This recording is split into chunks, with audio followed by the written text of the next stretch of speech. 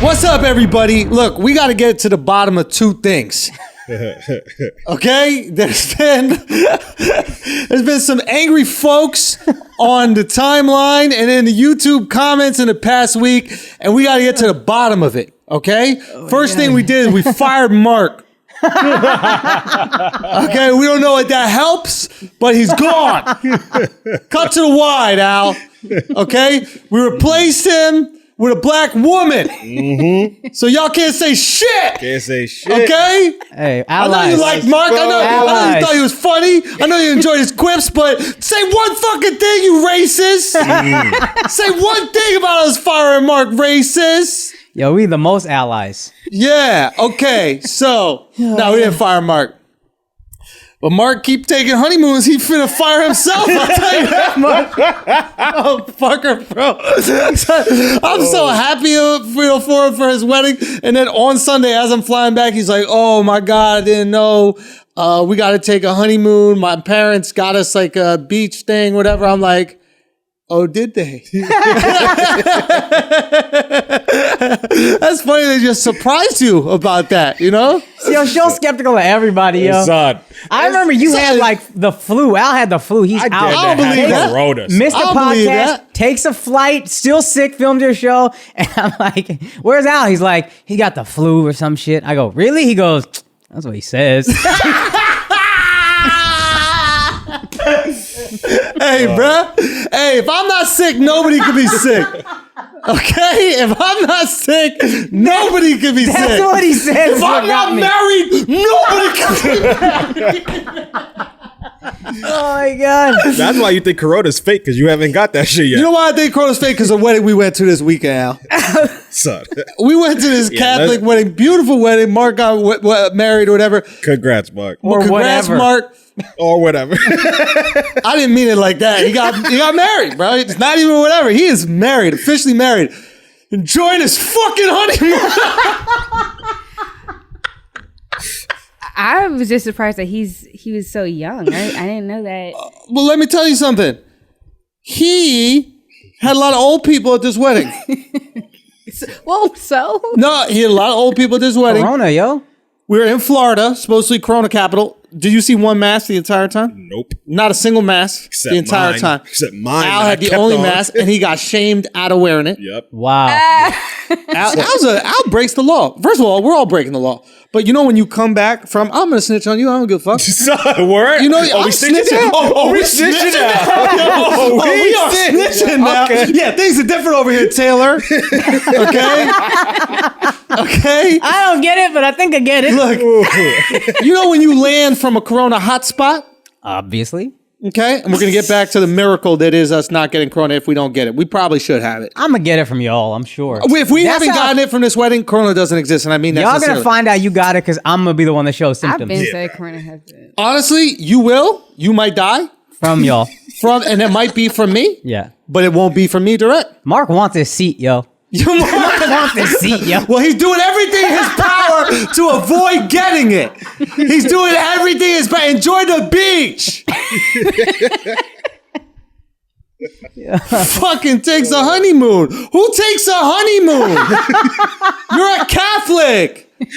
Suffer. It never said in the Bible, get married, start a honeymoon. Where did it say that? Yo, you're wild. John 3:17 wasn't take a honeymoon. Where's the honeymoon, though? The water, bro, the beach. He in Florida. There's water everywhere. You better walk on that water for as Catholic as you are for taking this goddamn honeymoon. Bro, the only way is if you turn that water into wine or you walk on that motherfucker. Well, I forgive this vacation immediately after. He was trying to kill us, Al. He knew he had this honeymoon the whole fucking time. But he was like, if Al and Andrew go down there and they die of Corona, I don't have to explain to him that we had a honeymoon booked the whole time. Diabolical. He told me on Sunday at 9 o'clock while I'm flying here, getting ready for this shit that I can't tell you all about yet, but I will tell you in the future, and it will be very exciting, and then you'll understand why I'm annoyed. Okay? Yeah. Now you understand. Valid. In the future, y'all will know, and it'll be very exciting. Yo, that's valid. So, at 9 o'clock on the flight, Al, 9 o'clock on the flight, he goes, my parents surprised me with a honeymoon to go to the beach. and I didn't text this, but my initial text was, that's funny. Did they think of telling your employer about this surprise? God damn, son. God damn, son. If I laugh too, it looks like I'm not angry.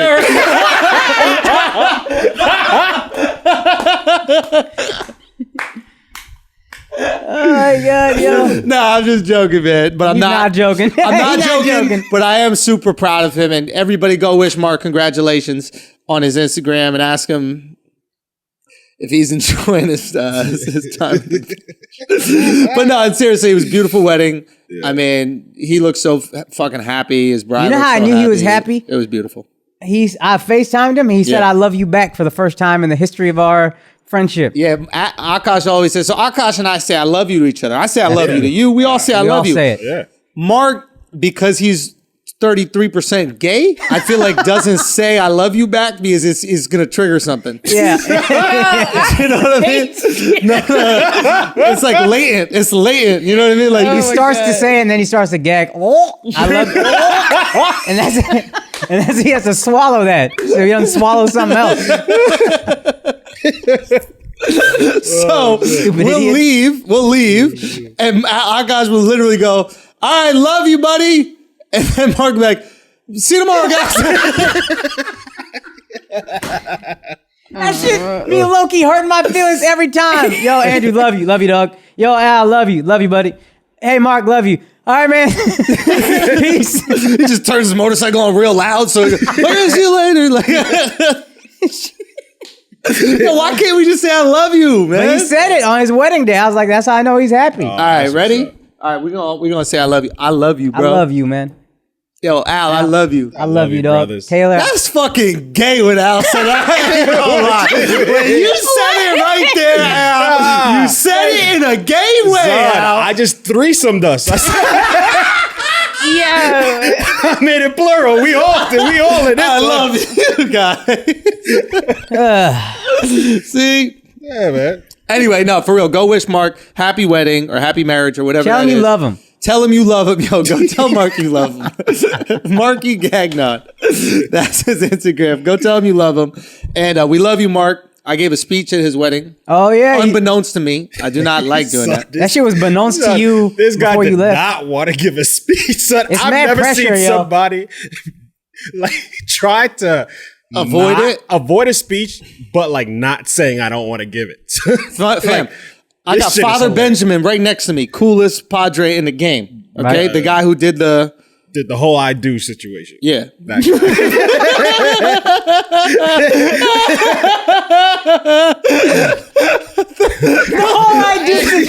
Yo, I'm only laughing because I didn't know what to call it. It's the vows, yo. The wedding, he ordained them. That guy. He ordained them. Yeah. He did the whole I do situation. Son, I do But them, it was right? a whole mass and shit, so it was like, Yeah, oh, it was real. good. Al showed up. CPT, bro. I kept looking back. didn't come I at the same kept- time? Say what? Y'all didn't come together? No. Nah. Oh. Al came mad late. I would have been on sat in time the if I back. came with. Yeah. Anyway, where was it? Yo, where was it? Oh yeah. So Father Benjamin's sick dude, like cool. He's like young. He's like 28 years old. Yeah. Like played ball in college. He's just cool as hell. Yeah. Great, really interesting dude. We had cool conversations. Got to pick his brain about the whole shit. Yeah.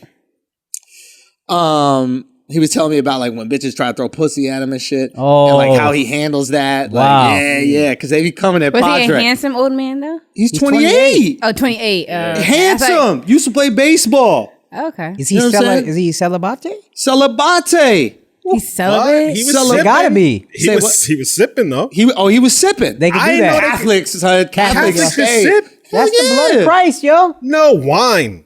Wine, He tequila. was sipping. I think they can sip. They was sipping. I think they can sip. You go to church, right? Not Catholic church. Are you Not, Catholic? you say I'm not Catholic. Yeah, you don't But count. that's It weird don't though count. because None I of that know other shit counts. I, None of that. We don't count none of that other it's shit. interesting because Little all Nerf the gun girls. Christianity, yo. He was look. knocking all that other shit. He's like, yo, all that other shit. Like, y'all birth off our shit. But back in Philly, there's a high school called West Catholic, whatever. I think it's called Cheesecake Factory. No, shut up. No, but it's name of the interesting that y'all say like they didn't drink or like Yeah. the sex and everything. But I knew a lot of the girls there. They were getting busy. Oh yeah, the Catholic girls used to get into bunkie. Yeah, bunkie is the word. I couldn't think of a better way to say it. They used to get in the bunkie. Yeah, yeah, get it in the bunkie. And they would save their pussy for when they got out of Catholic school. It's just college. It's for college. But while they're in Catholic school, they're just getting rammed in the bunkie, right? Ironically enough, there's a lot of Catholics getting rammed in the bunkie. This one, they Can wanted I say it. something? Yes. Well, are you talking about white Catholics or black Catholics? Because I thought it was just a white or just a white thing. Well, Catholics, no, I think most Christians in Africa are Catholic. I know there's Indian I'm not Catholics. sure. I believe so. Okay. I don't know that many sects of Christianity outside of Europe and America that are not Catholic. I think Indian is Catholic. Indians got some Catholics. There's all kinds of shit, but I know some Catholics. Anyway, I mean, South America, Catholic, right? Pretty sure about that. Anyway, so wait, where were we going? What was I saying? I was just saying. The guy. Diego. We're at the table with the Oh, yeah, so the speech. yeah. So this is how I got Father Benjamin right next to me. I'm trying to get out of the speech.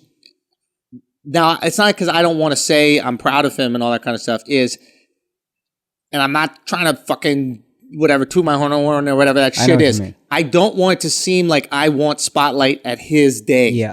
Yeah.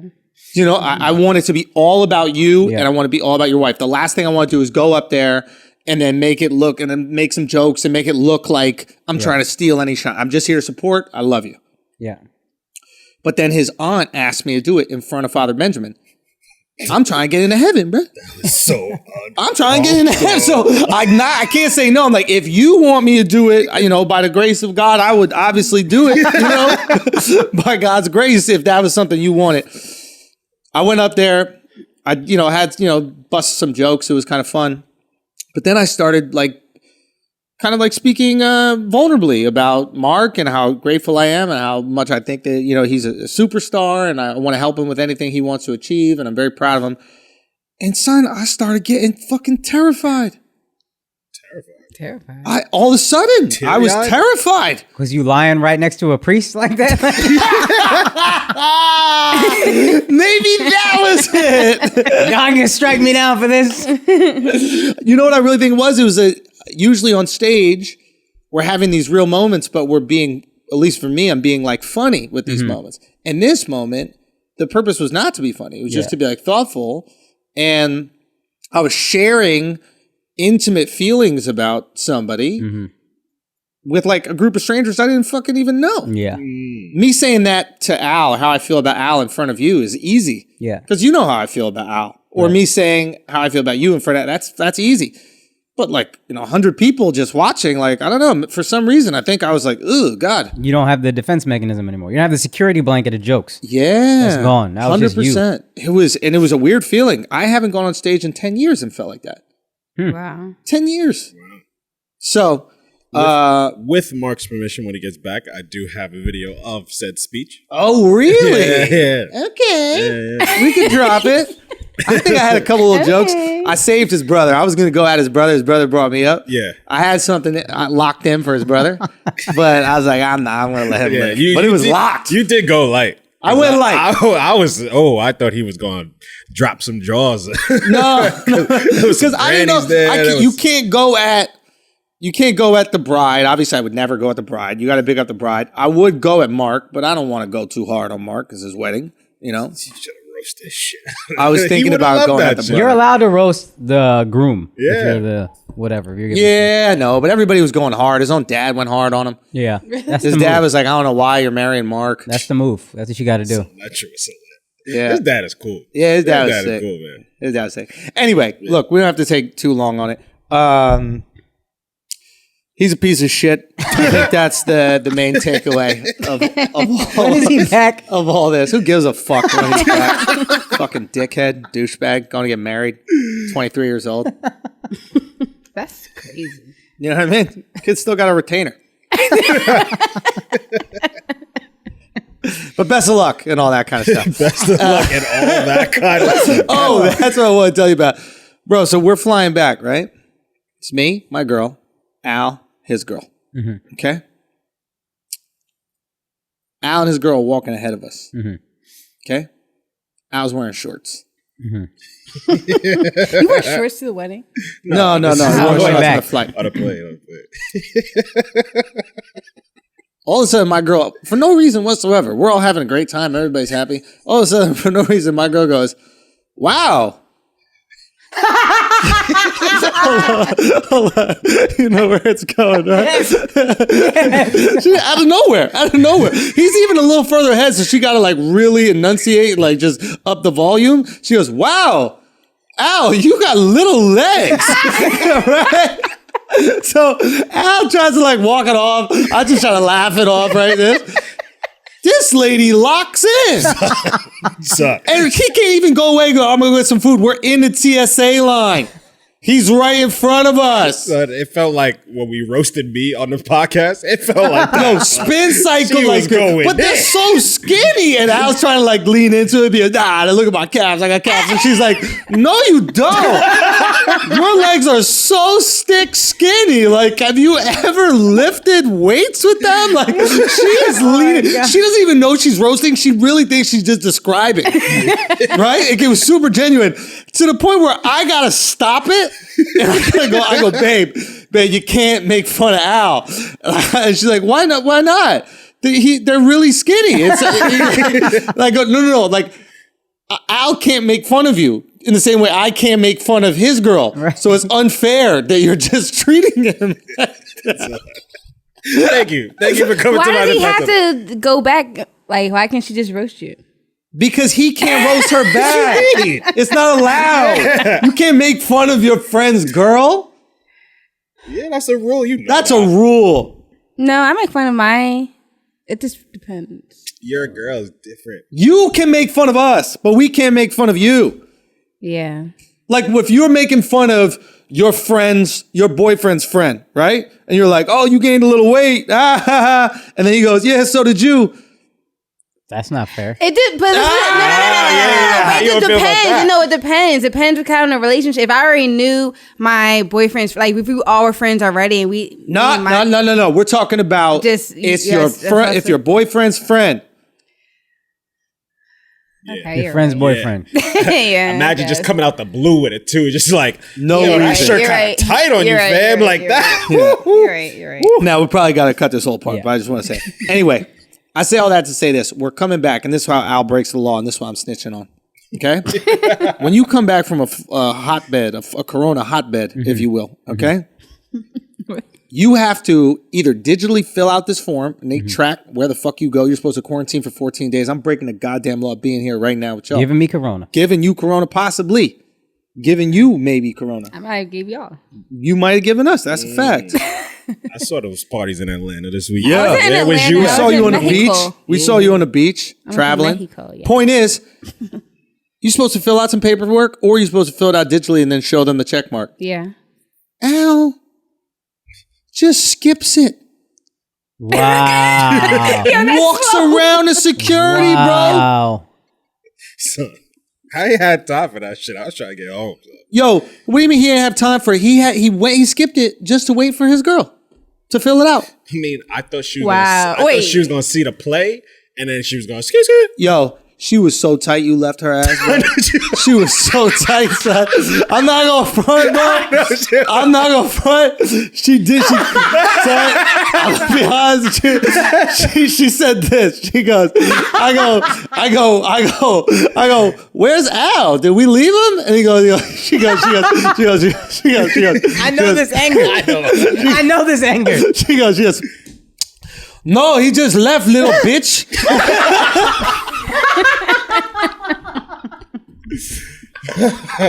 He just run away, little bitch. She has an accent? Yeah, she's Spanish. Oh, okay. She white. She white. Yeah, one white girl speaks like that. Look at Al trying to lean in. Yeah, one white girl speaks like that. What you mean? What you mean? Don't do the mark hands. What you mean? What are you talking about? Yeah, Anyway, Mark she'll be all back. this time.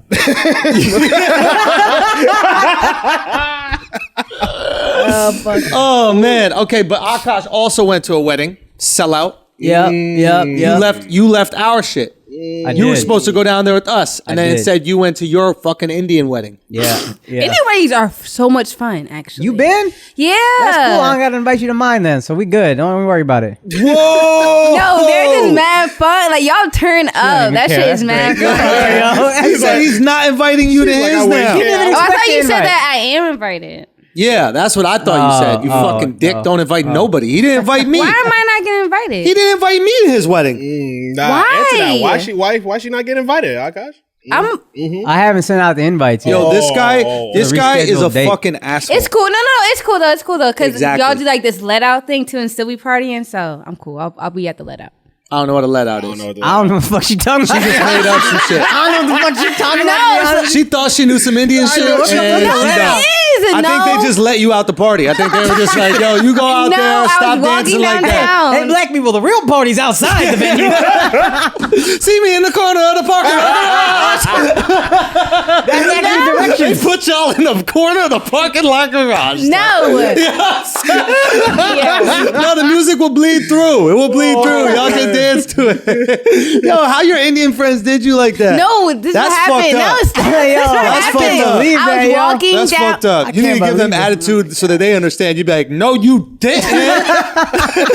No, you didn't. How dare you? Who do you think you are? Listen, don't let them disrespect you, yo. Indians can be wild disrespectful. Oh, I know too. Wild disrespectful, like he is to me. Yeah, you're right. Are you Didn't invite engaged? me. He got married. Oh. And this motherfucker tried to invite me as the elephant because my nose is big. That's what he said to me. He invited me as the elephant. He literally sent me an invitation as an elephant. I just wanted you to carry me into the venue, yo. How disrespectful is that, yo? Yo. That's wild disrespectful. And he calls himself a friend. Hey, man, I Piece just of shit. wanted us to be as close as possible for the wedding. You know All what I right, mean? keep it 100 though with the wedding. On the level of Indian, 0 to 10, where was it? Be honest. Indian wedding, 0 to 10. Be honest. I know it's about your girl's sister, so it's hard for you to be honest, but be honest. It's a 10. It's 2 Indians getting married. Yo, this guy's soft. I'm nice, yo. This guy's soft. Smarter than me, I'm son. confused. Like, Why would it this not guy's be? so I'm a vet, soft, yo. bro. I'm a vet. You saw that? I'm a Hey, vet. listen, if He you're, wants to go if home you're and sleep listening tonight, right that's I'm a vet. Anyway, wedding was good though? Yeah, it was chill? fun. It was a cool little affair. Animals. There was no dancing, which is the one thing I didn't like. but you Animals? can't- No dancing. No animals. Hold on, They no don't do- animals? They don't do that. No dancing? No dancing. So this They don't- wasn't a six don't wedding. do That it. wasn't no Indian wedding, bro. It wasn't like an Aladdin. Like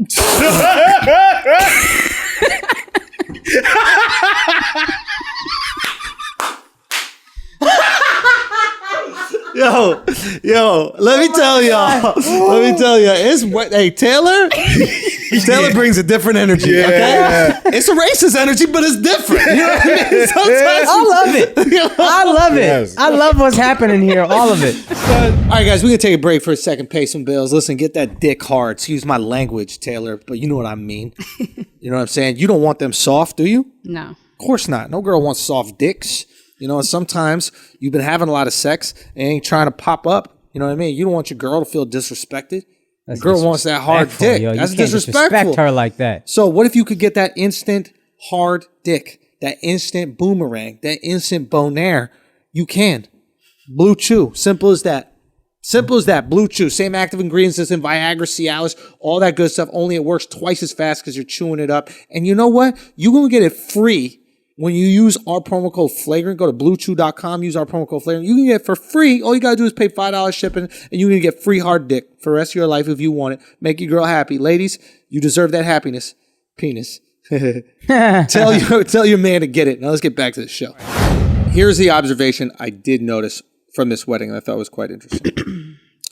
I'm having this conversation with Father Benjamin. Okay.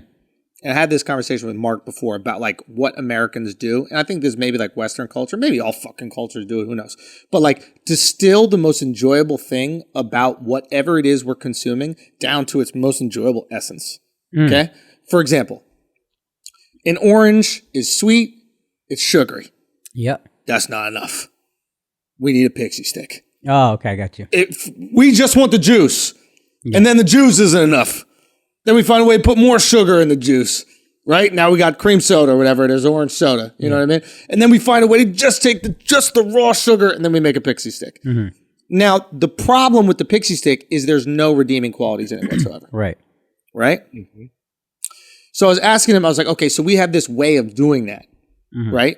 With everything. I'm sure you can find every different way. We just find like the easiest way to distill it into just the enjoyable part. Right? I go, there are different factions of Christianity. There's Catholicism, which seems to be like the harshest form. There's a lot of like shame attached to it, like very rigid laws, like the masses are like super long. You're not like singing and dancing, you know. Is that this rigid, like what is it with this rigid aspect of it? And then I go to this church sometimes, Hillsong, right? Because Carl Lentz is a buddy of mine. He's one of the pastors there or preachers or whatever it is.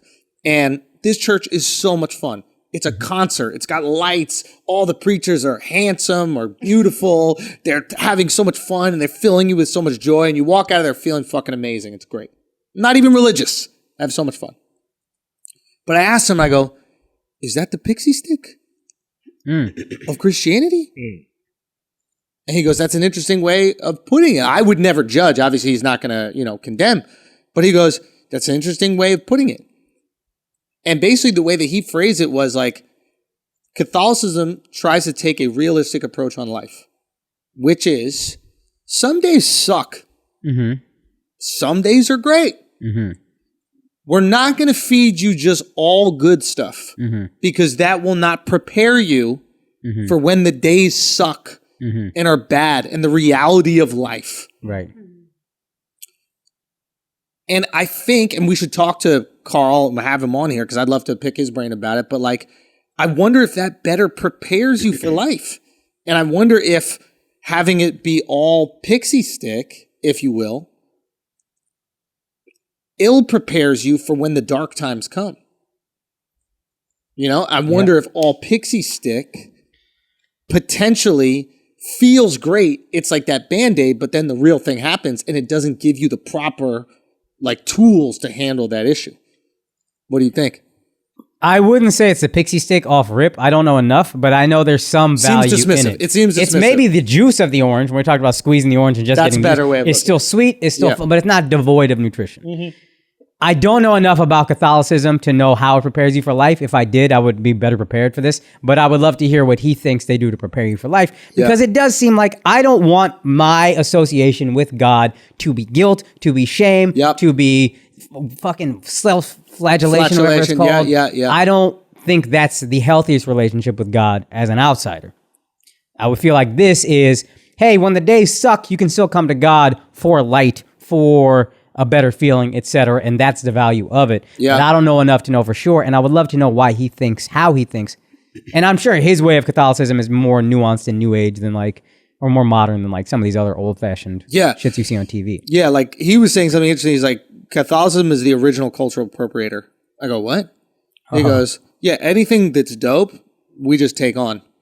He's like, Jesus wasn't born on the December 25th. Right. Like December 25th is like 3 days after the winter solstice. Right. Jesus is the light coming into the world, and literally, winter solstice. Yeah. Winter solstice is the shortest day of the year. Shortest amount of light. Shortest amount of light in the year. So after that day, it just gets more light, more light, more light. So what he said was that the 25th just represents, I guess, X amount of days after the winter solstice. So therefore, this is the coming of the light. Jesus is the coming of the light. So it's like, and apparently the Egyptian god Ra or something like that also was born the 25th. So I'm sure that this has existed throughout, but it's basically a bunch of people in the Catholic Church like, yeah, that's lit. Let's do that. Yeah, right. And that'll probably work to get other people who are, into these ideals to come. Right. He said some really interesting things. I got to talk to more religious folks. Like, do you talk, what are they called in your religion? Like cab driver? Damn it. He got me. I did not see it coming. I didn't see it coming. He deserves. I give him that. I didn't see it coming. No. Good. I'm having a discussion and this what are they called? Pundit. Pundit. Pundit. So do you like pick their brains about life? Do you like, are they a resource for you, or is it something that Not enough of one because I don't see them enough. It's kind of a detached relationship, and that's one cool thing about I think Christian religion is there's like a close relationship between you and your priest, whatever, minister, etc. It's like another father. Yeah, and I know religious people who are like, that's my church father. You know what I mean? So there's a closeness there, I think, that you don't necessarily get in Eastern religion, as far as I know. That's really cool. So that's a great thing. So who do you ask those questions? We have the book, the Ved for us, the Vedas. Yeah. For Sikhs, it's the same. I don't know much about Buddhism and I think for Muslims, you might have a closer relationship with the Imam. Yeah, you can talk to them. Yeah. It seems like all the Abrahamic religions have this like dialogue. Yeah. Rabbis, imams, and then like you can also have priests. a teacher. I know in Hinduism you can have like a guru, which is where that guru comes from, and that's like your teacher on the religion. Right. We don't have that in Western versions of Hinduism or whatever. We just be living, and then you go to the temple. But that's how I would assume you would get it. Yeah. In India, you just find someone who's like more enlightened, and then they and I guess it's helped me in the sense that like one of my best friends is like a deeply Christian dude named Luther, who you met, and that's the guy that I can find so much like value from. He changed my life with one Bible verse with Matthew 6, which is like, when you do good deeds, it's not for everybody to see. The people who are like advertising all the good deeds they do, that's their reward. They don't get a heavenly reward for that. Their reward is everybody sees what a good deed it is and they look like good people. People who are doing it quietly, those are the ones that are actually doing good deeds. Technically, the Bible is an advertisement, but sure. I mean, that's the ultimate advertisement. Real talk. Now, to be fair, Jesus didn't put out himself. Jesus wasn't telling people, I'm walking on water. Look how, hey guys, I don't know if you know there's only one fish and there was 40 people and I made it do what it do. But other people did it. And maybe that's the brilliance of Jesus as a marketer. Y'all got that. I asked him about like the marketing of Christianity. He was like, it's kind of set up perfectly. Like Jesus had these 12 disciples and then they went out. Yeah. And they like spread the gospel of him. Mm-hmm. So you don't need the person who started the religion to spread it. Yeah. And now all these people like who are reading the book follow the story and they go, oh shit, I should go out with my homies and I should start doing what these guys did. Yeah. So it's like built to continue to grow. Yeah. But so I'm on my way back. We're like driving back, right? And after having all these like religious talks and everything, I start thinking about like... Is there a pyramid scheme aspect to a lot of religion? Oh, 100%. I think all of them. We don't convert. Well, most Eastern religions don't try to convert. Most non-Abrahamic religions, I guess. You just grow by having children within... Yeah, and if you find it, you find it. But we don't like... We believe all religions are valid and that's all. Mike Kaplan had a funny joke. He goes... I'm Jewish, we were involved in a pyramid scheme, building them. So anyway, my bad. No, but so I'm riding back and I'm like, I'm seeing these like buildings and I start thinking about like, even back in like cool churches that we had, like, be in Barcelona, you see the Sagrada Familia, you see all these like beautiful churches in Europe and the Vatican. Fuck, you went to see the Vatican, I never saw it.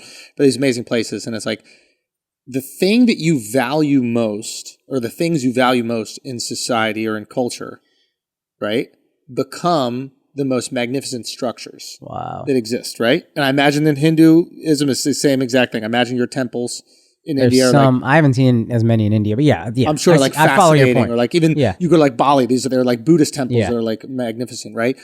All these massive cathedrals all throughout Europe, right?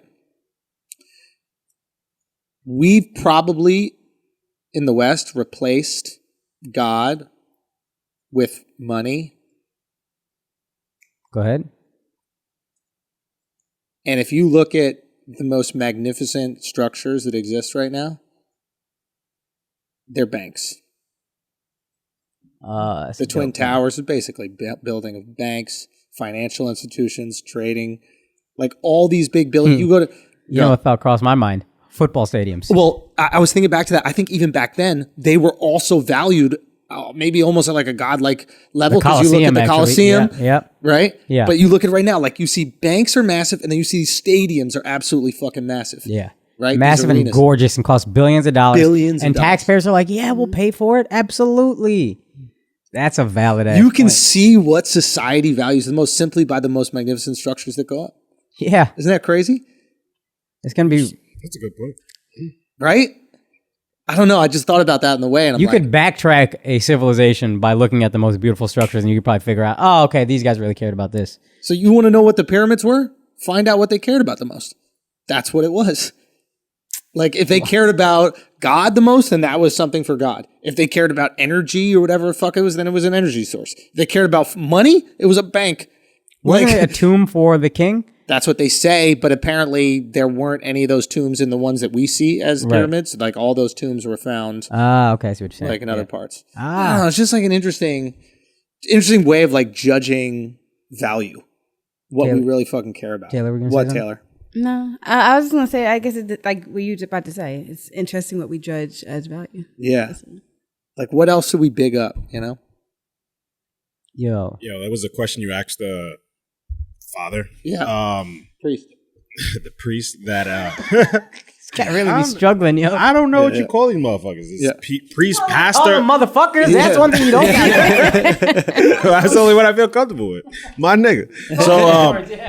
So, you asked him, how do people know when they're ready to get married? And then he's like, oh, they have to go through like this marriage boot camp situation. Yeah.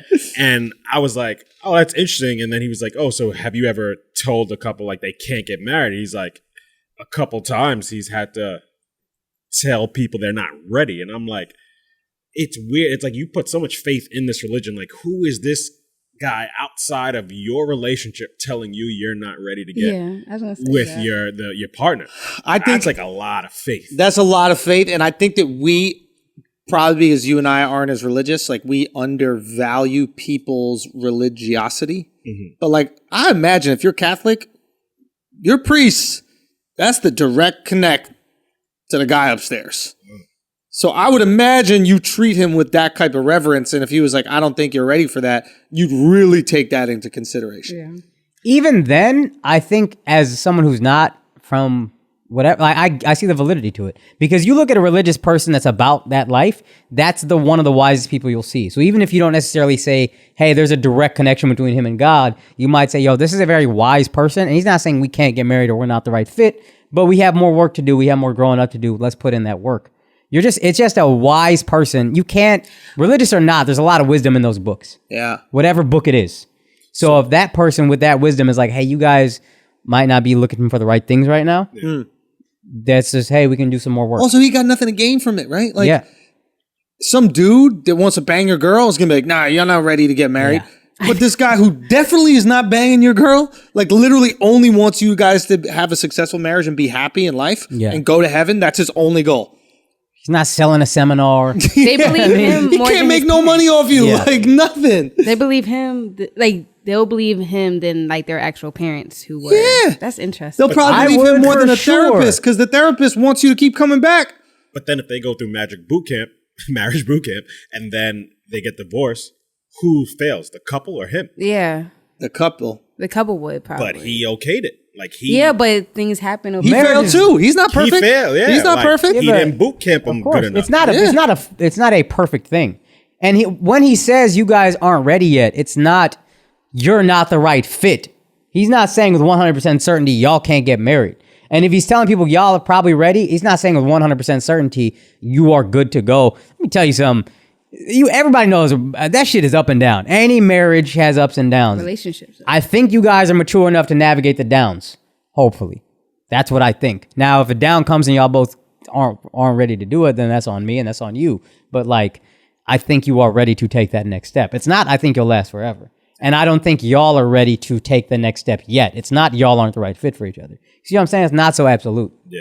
I was just looking for a scapegoat. So when my shit don't work, I'd be like, yo, he. Exactly. It's like, God, don't take this up with me. Yeah. Your man, we came to your man. Your man signed off on it. Yeah. So, speaking of failed marriages, you have fucking Dr. Dre. Bruh. Son. That's a sad story to hear. Yo, break this whole thing down to me. So from what I heard, and this is just from where I get my news, DJ Academics, is Dr. Dre's, I get so Black much of my TMZ. news from Black TMZ, bro. I really do, bro. So DJ Academics posts this thing that says Dr. Dre's wife is seeking $3 million a month or $2 million a month. $2 million a month. She says her monthly nut is $2.5 million. So she wants she acting like she's doing him a favor. She's doing him a favor. $2 million a month. $2 million a month, and from Dr. Dre, even though they signed a prenup. Yes. They have a prenuptial agreement signed. Yes. Now, she claims later on, he ripped it up and he was like, we should have never signed that. Yeah, every guy does that after you sign it because they know it works. You get her to sign it and then later you go, man, this shit is stupid. But you got the copy with the lawyer and everything's good. So this girl is asking for $2 million a month. Now, can somebody make the argument for why she deserves it? The only thing I can say that's like emotional and okay, I can't argue with you, is she said he was abusive. If that's true, and there's multiple allegations from other girls to make you think it might be. Yeah. I can't tell you don't deserve whatever money. Isn't it sustain her lifestyle too, though? Yeah, but like, this is my issue with it. Even if I give you that, okay, he was abusive, take whatever money, fuck him. This guy's a monster. This list is so lazily put together. All you had to say is, the guy beat me, I want my money, fuck him. I would be with that. Why do you get money for getting beaten? Yeah, that's what I'm saying. I don't see why you're trying to justify that with money. No, I'm saying should go to jail. I'm saying even if we're willing to, let's say we're willing to give you this. Beat me? Hey. $2 million? Shit. That's incentivizing girls to get beat. Maybe he was Think about it, bro. Like, maybe he was okay with the price tag. Maybe he's like, all right, I'll give her $2 million a month for this. Yo, $2 million a month. Think about that. Prize fighters don't make that. What if the prize fighters can fight? Well, $2 million is what if Floyd had to fight motherfucking Mike Tyson in his prime, like that's a different weight class. You know what I mean? Son, prize fighters are very specific about who they fight. But one of them gets knocked the fuck out. If Ronda Rousey had to fight whoever the fuck, she would do it for $2 million, guaranteed. Who's this boy? Tyson Fury? She would do it for $2 million. And then you'd be like, yeah, that's about how much 100%. He deserves. I'm just saying, I don't understand the beating. Just because he beat her, she deserves money. I think she deserves money for the kids. If somebody raises your kids for you, I think that they deserve money, even if you have a prenup. Like, once we have kids, throw that shit out. We got to work something else out. You can't raise my children, and then I don't feel like I have to give you some sort of money. I don't have to raise my children. I can go out and make this money because I know there's someone I trust and love raising my children. You deserve something. So read out some of the things. This is my issue, this list. Laundry and cleaning, $10,000 a month. She crazy. Clothes, $135,000 a month. Let me ask you a question. If you're spending $135,000 a month, how are you cleaning clothes? You're getting brand new clothes every month. How often do you change? This is going to sound fucked up, but you're reading this list and you're like, I kind of see. That's because the way he's been shopping, the type of clothes you've been buying. I'm just saying, you read the list. No. You decide to marry her and everything else, and then that's not worth it. What if she's spending? Mark that time. Here's a list: $135,000 a month on clothes, then $10,000 a month on laundry. That's off the rip. That's craziness. Okay. If you're spending $135,000 a month on clothes, you don't need to do laundry. Exactly. Just throw the clothes That's out. what blows my mind. Burn the clothes. Education, $60,000 a month. Bitch, are you buying Harvard? $720,000 a year for education? No education on earth is that expensive. If you get $2 million a month, you don't need education. No, you're right about it. What the fuck you need education for? You made all the money. The money's made.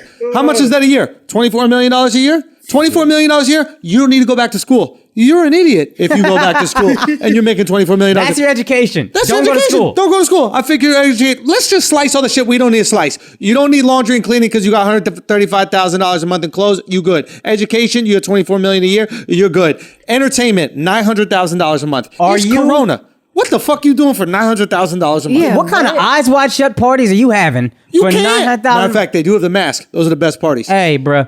Let me tell you something. If you tell me you're spending $900,000 a month on entertainment, I think you're trafficking human beings. This shit is taken. You are a chick looking at women behind a fucking glass and then just bidding on them. Dude, they're hiring Snoop Dogg to come to the house and perform in person. Snoop ain't that much. Snoop ain't that expensive. $900,000 a month in entertainment. How boring is Dr. Dre? How boring a husband is Dr. Dre that your wife needs to spend $1 million a month to keep her fucking entertained? Maybe. Is she not going to spend none of that on some ducking and bobbing and weaving classes or something like that? If she put... We don't see no karate. We don't see no MMA. Therapy, no boxing. Therapy's a good one. Charitable contributions. You charity. That's true. He is donating $2 million a month to battered women. That ain't enough. Now you gotta give 100, and you spend more on clothes than you do on charity, and you making $2 million a month. That's a lot. You look wild greedy with that. That's a lot. Charitable donations, 125,000 is a lot. I'm not knocking charity because give back, but that's a lot. That's a lot of give back. That's a lot of give back. If you spend $900,000 a month on entertainment and $125,000 a month on charity, you kind of a piece of shit. You kind of greedy. Oh shit, that's right. You kind of greedy. You spending 7 times as much or whatever. Yo, Dr. Dre, rid yourself of this toxic queen. You know what I'm saying? This girl spending all your goddamn money. Holy moly! I didn't even put that together. That's why it's called Beats by Dre. I was trying to figure it out. Fuck! Yeah. $900 a month in entertainment. Wow, I didn't even think about that. I'm gonna show you Beats by Dre. We gonna need some noise canceling for everybody in this community. Yo, I never put that together until right now. Yeah, yo. What's it called? The secrets are always in the images. What does QAnon say? Anyway, mortgage is $100,000 a month, which is insane. $100,000 a month. How you spending more on clothes than a house? Son said $100,000 a month mortgage. He's not as crazy as the other expenses. No, it's crazier. That's probably the only expense that I can understand if they live in a gigantic house. Do the math. Like gigantic. Taylor, do this math for me. $100,000 a month, or you could do this math. $100,000 a month is $1.2 million a year. Yes. Times 30 if you do a 30-year fixed. 36? $36 million home you need to live in? You need to live in a $36 million home? He got like almost 700 M's from that Beats deal with Apple. Like he came real close to being the first hip hop billionaire. So what? There are $36 million homes, and if you're a billionaire, that's not that crazy. I will say that's crazy, but that's not the craziest one. The craziest one is the next one. Read the next one. Explain to me how this is mathematically possible. Cell phone, email, $20,000 a month. I don't understand why email costs anything. I know. What email? Is she using the AOL CDs? Let me tell you something. You got dial-up still? Exactly. Your internet makes noise? We got the fastest internet a human being can have. What is it? 200 a month? Tops. 200 a month? 200 a month tops. What kind of iPhones you buying every day? That's 20,000 a month? She got the you know what's wild? Hillary should have been using. $125,000 in charitable donations per month, right? The girl who does her laundry and cleaning only gets 10 grand. She got, real talk, think about that. You got potentially illegals that need all that charity. And they only getting 10,000. Maybe she's hiring the husbands to play mariachi for them or something. That'd be fire if they did that shit. You know what I mean? Yeah, this is an absurd list. Somebody must have made up this list. This can't be real. It can't be. There's no way. The list might be made up, but the request for if it's your lawyer, fire that guy. So here's my curiosity with like how this divorce hearing shit goes. Are you just supposed to throw out a stupid number and then you never gets there? I think it's a settlement. It's an out-of-court settlement, especially with rich people. This also could be a fuck you to Dr. Dre of, I'm going to ask for $2 million a month, and I'm going to get close to it, and I'm not even going to try. I'm going to put together the dumbest fucking list you ever seen in your life, because fuck you, I'm taking a bunch of your money, you piece of shit. $20,000 a month for my cell phone. Yo, you know what? She could be brilliant. You might be right. And on top of that, this is where something she didn't actually see coming. Dr. Dre got ahead of this I Beat Women story. He put it in the movie, didn't he? No, that wasn't in his version. That was the Lifetime version. Oh, it was one of them movies. Yeah. Right? They showed him a little aggressive, but they didn't He was show him put his aggressive. hands on it. But we knew that he beat knew. women. Yeah, we So knew. now she's like, I'm going to ruin your reputation as a wife beater. And he's like, beat you to it. Right? Like, you can't really, like, we must have accepted that Dr. Dre beats women. None of us stopped using Beats by Dre.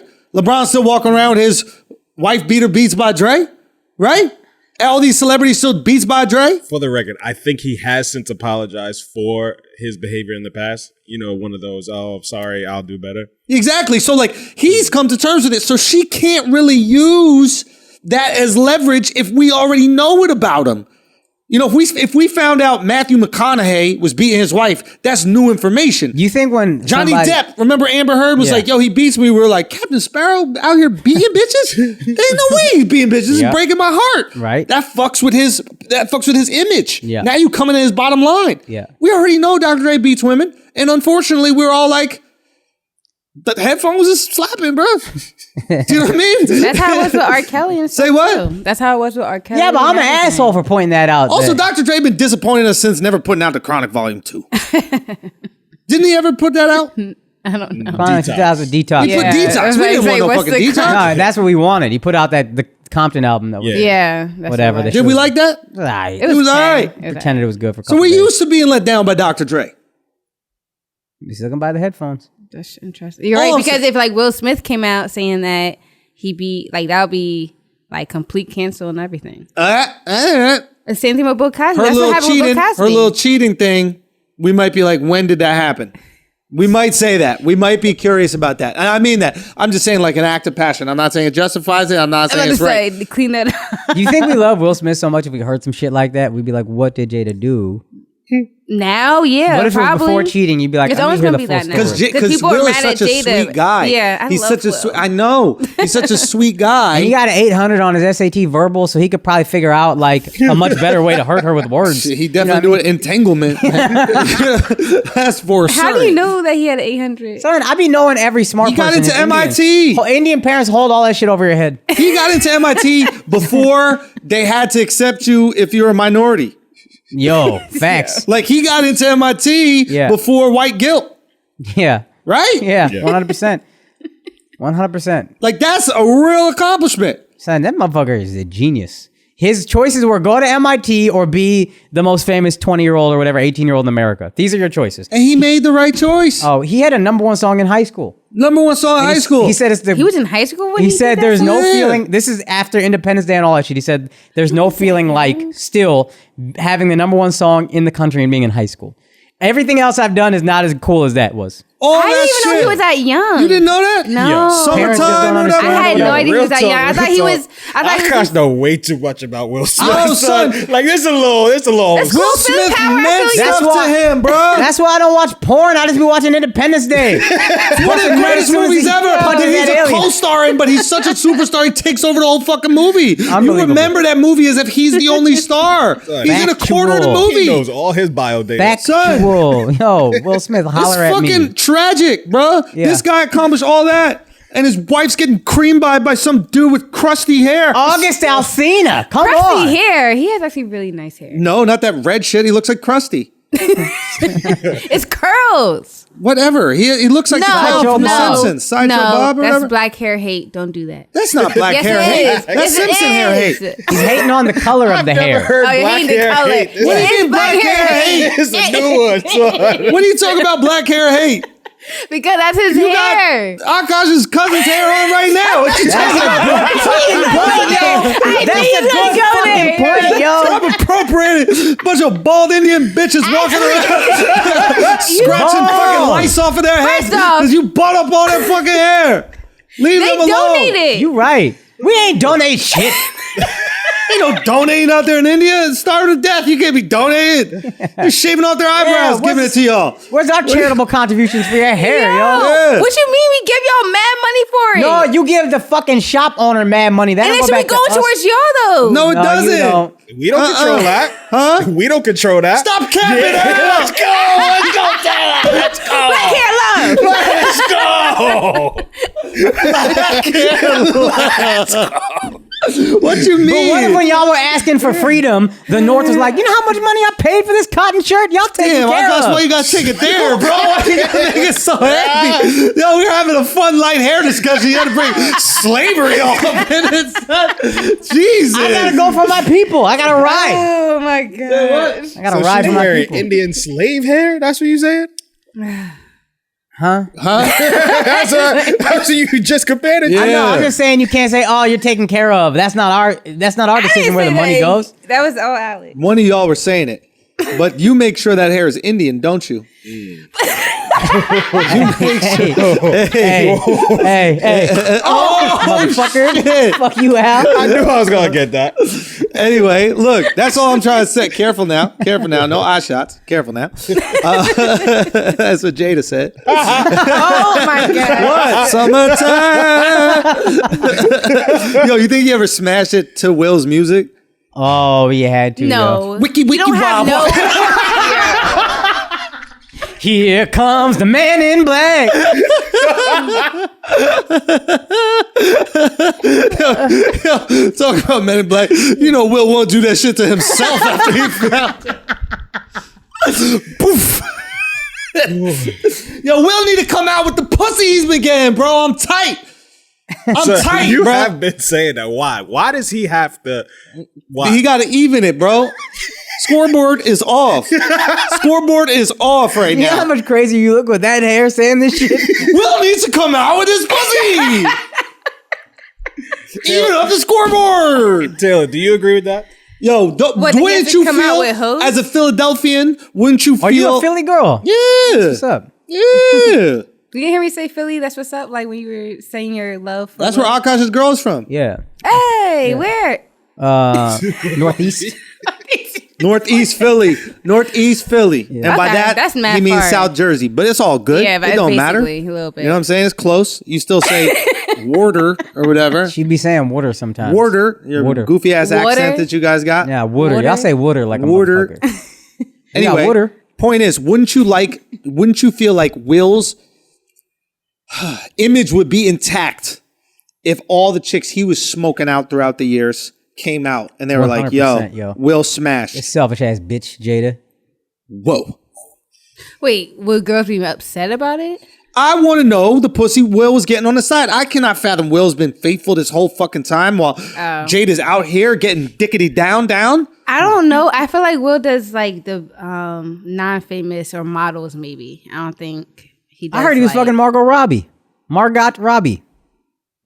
Yo, Really? so that's his business, bro. Why you out there, bro? Like, yo, this guy's wild, bro. Like, don't share my man's business. You know what I mean? He got a family. He got a family. Like, you could be ruining his family. You know what I mean? No, she already did that. Jada already did that. Yeah, maybe he's not a charlatan like that fucking broad Jada Pinkett Smith.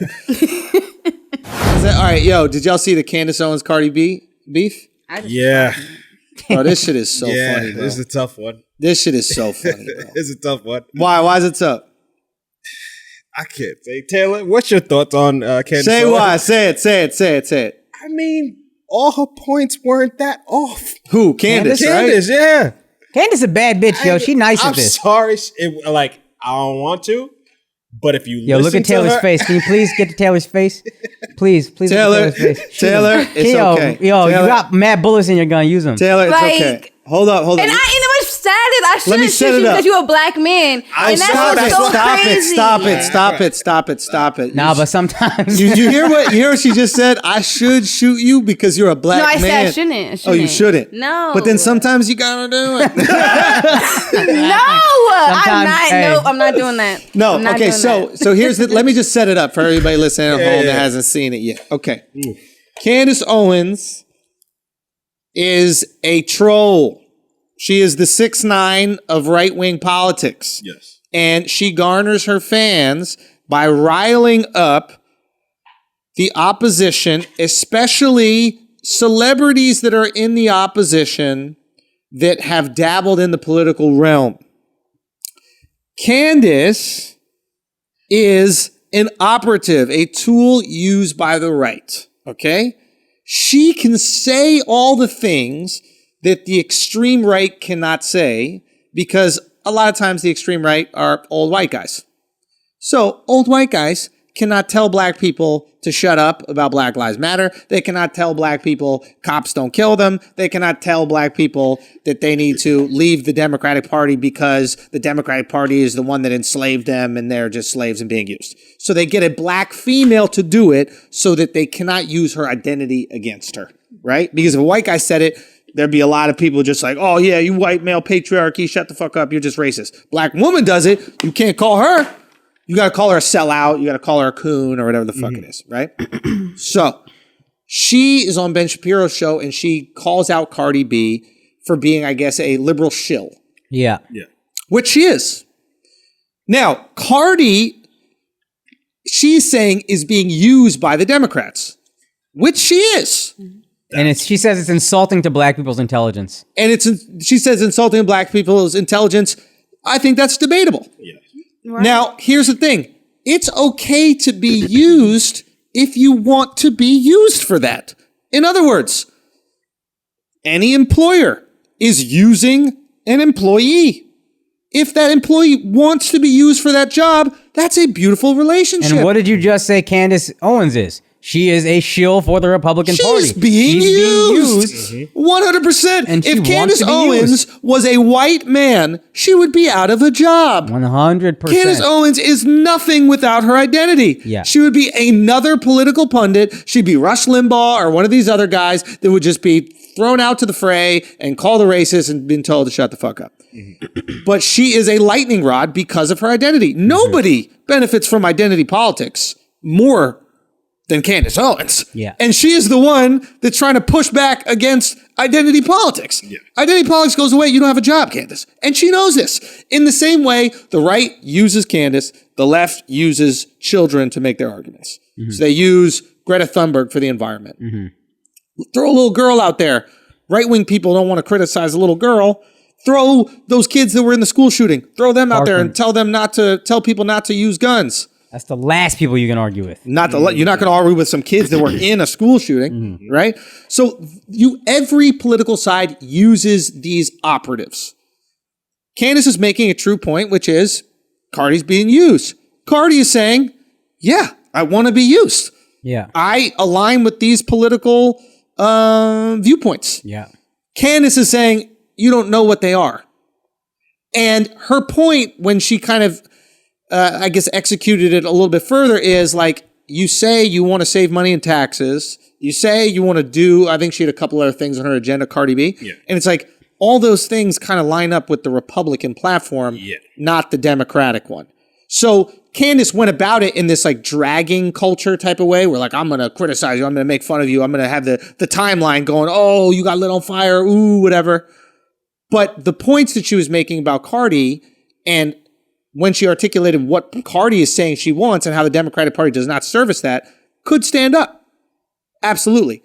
But to say that she's just being used, it's like, yeah, well, Candace, so you're being used by Prager University. You're being used. Like, of course. Everybody here is being used.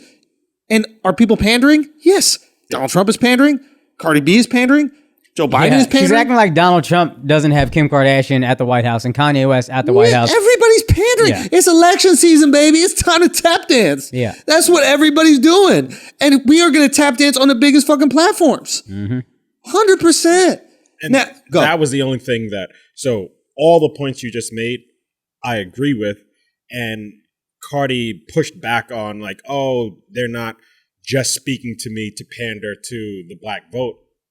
And I disagree because that's the only reason why they would speak to Cardi B. Yes. That's the only reason. It's just to pander to your fans, and the majority of your fans are black people who listen to hip hop and WAP. Yeah. Yes. The best response would have been, you're just as much of a tool as me.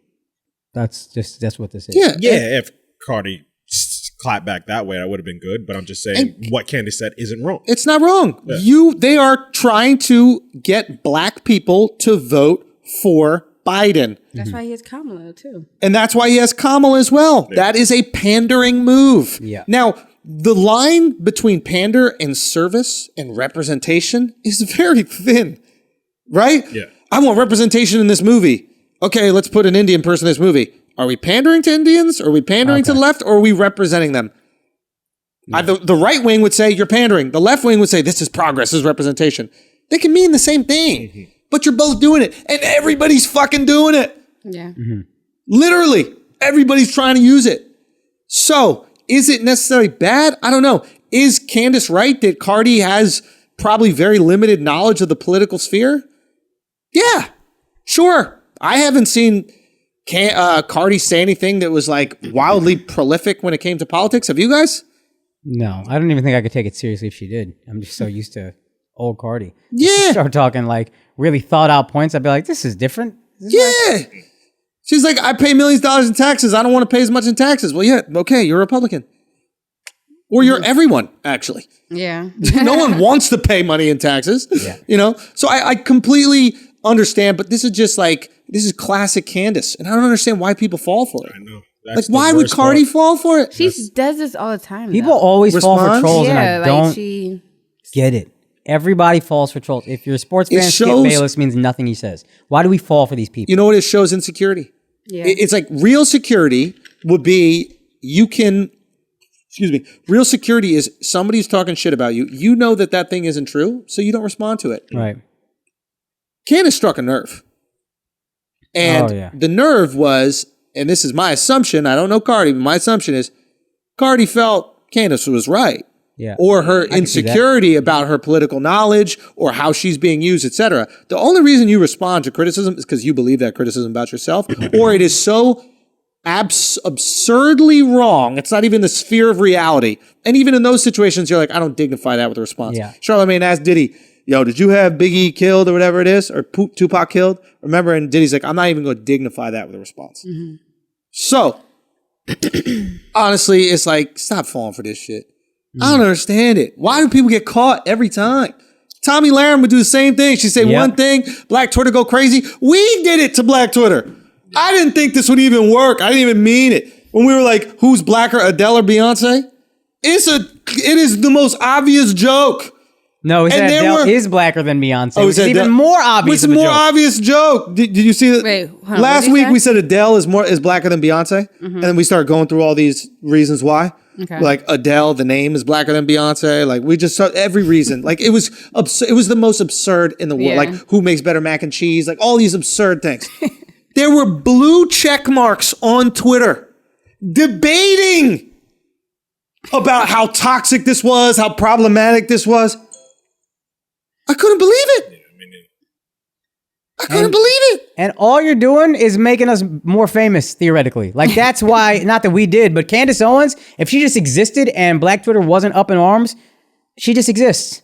Tommy Lahren, I feel like I watched it happen where I heard about her once or twice, and then all of a sudden she just became this thing because everybody would get outraged by whatever she said. There's no substance to what she's saying. Yeah. Let a crazy person rant on the side of the street. If you get offended by every crazy person on the subway saying crazy shit, you just make them more powerful.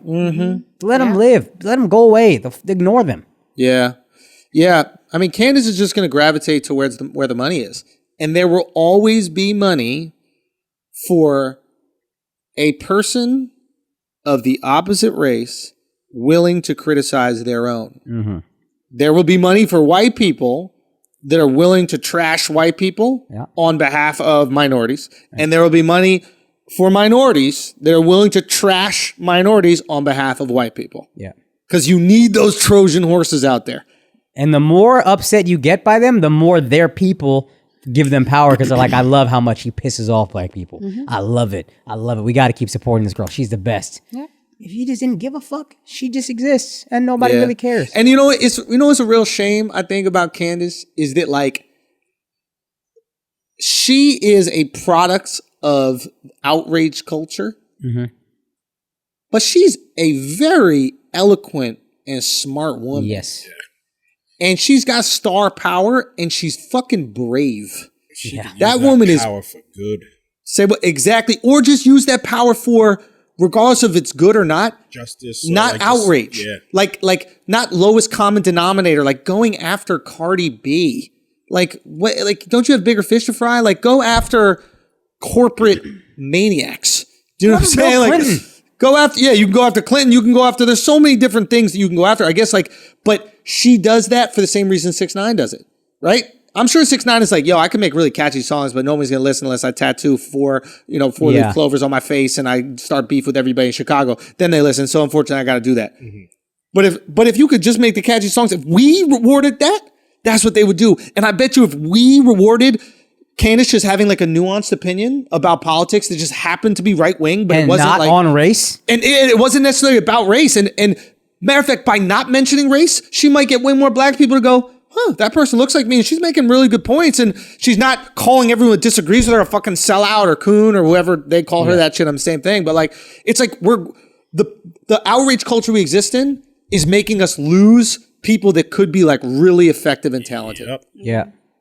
And that's not our fault only. It's their fault for falling for it. You know what I'm saying? Like, we could play lowest common denominator every Saturday when we do those pieces. We don't. We take a nuanced point of view. Yeah. I guess you got to fucking be willing to sacrifice. I don't know. It is a much quicker path, but I think the ceiling is lower. Yes. Because she goes where she evokes the strongest response, which is obviously a black woman criticizing black people. And that evokes such a strong response. It is a fast track to money. the middle. Yeah, to the middle. That's better said. Fast track to the middle. The ceiling, greatness, is people who build and try to be nuanced. And in the end, that wins. But she is fast tracking her way to the fucking... Candace can't be in politics.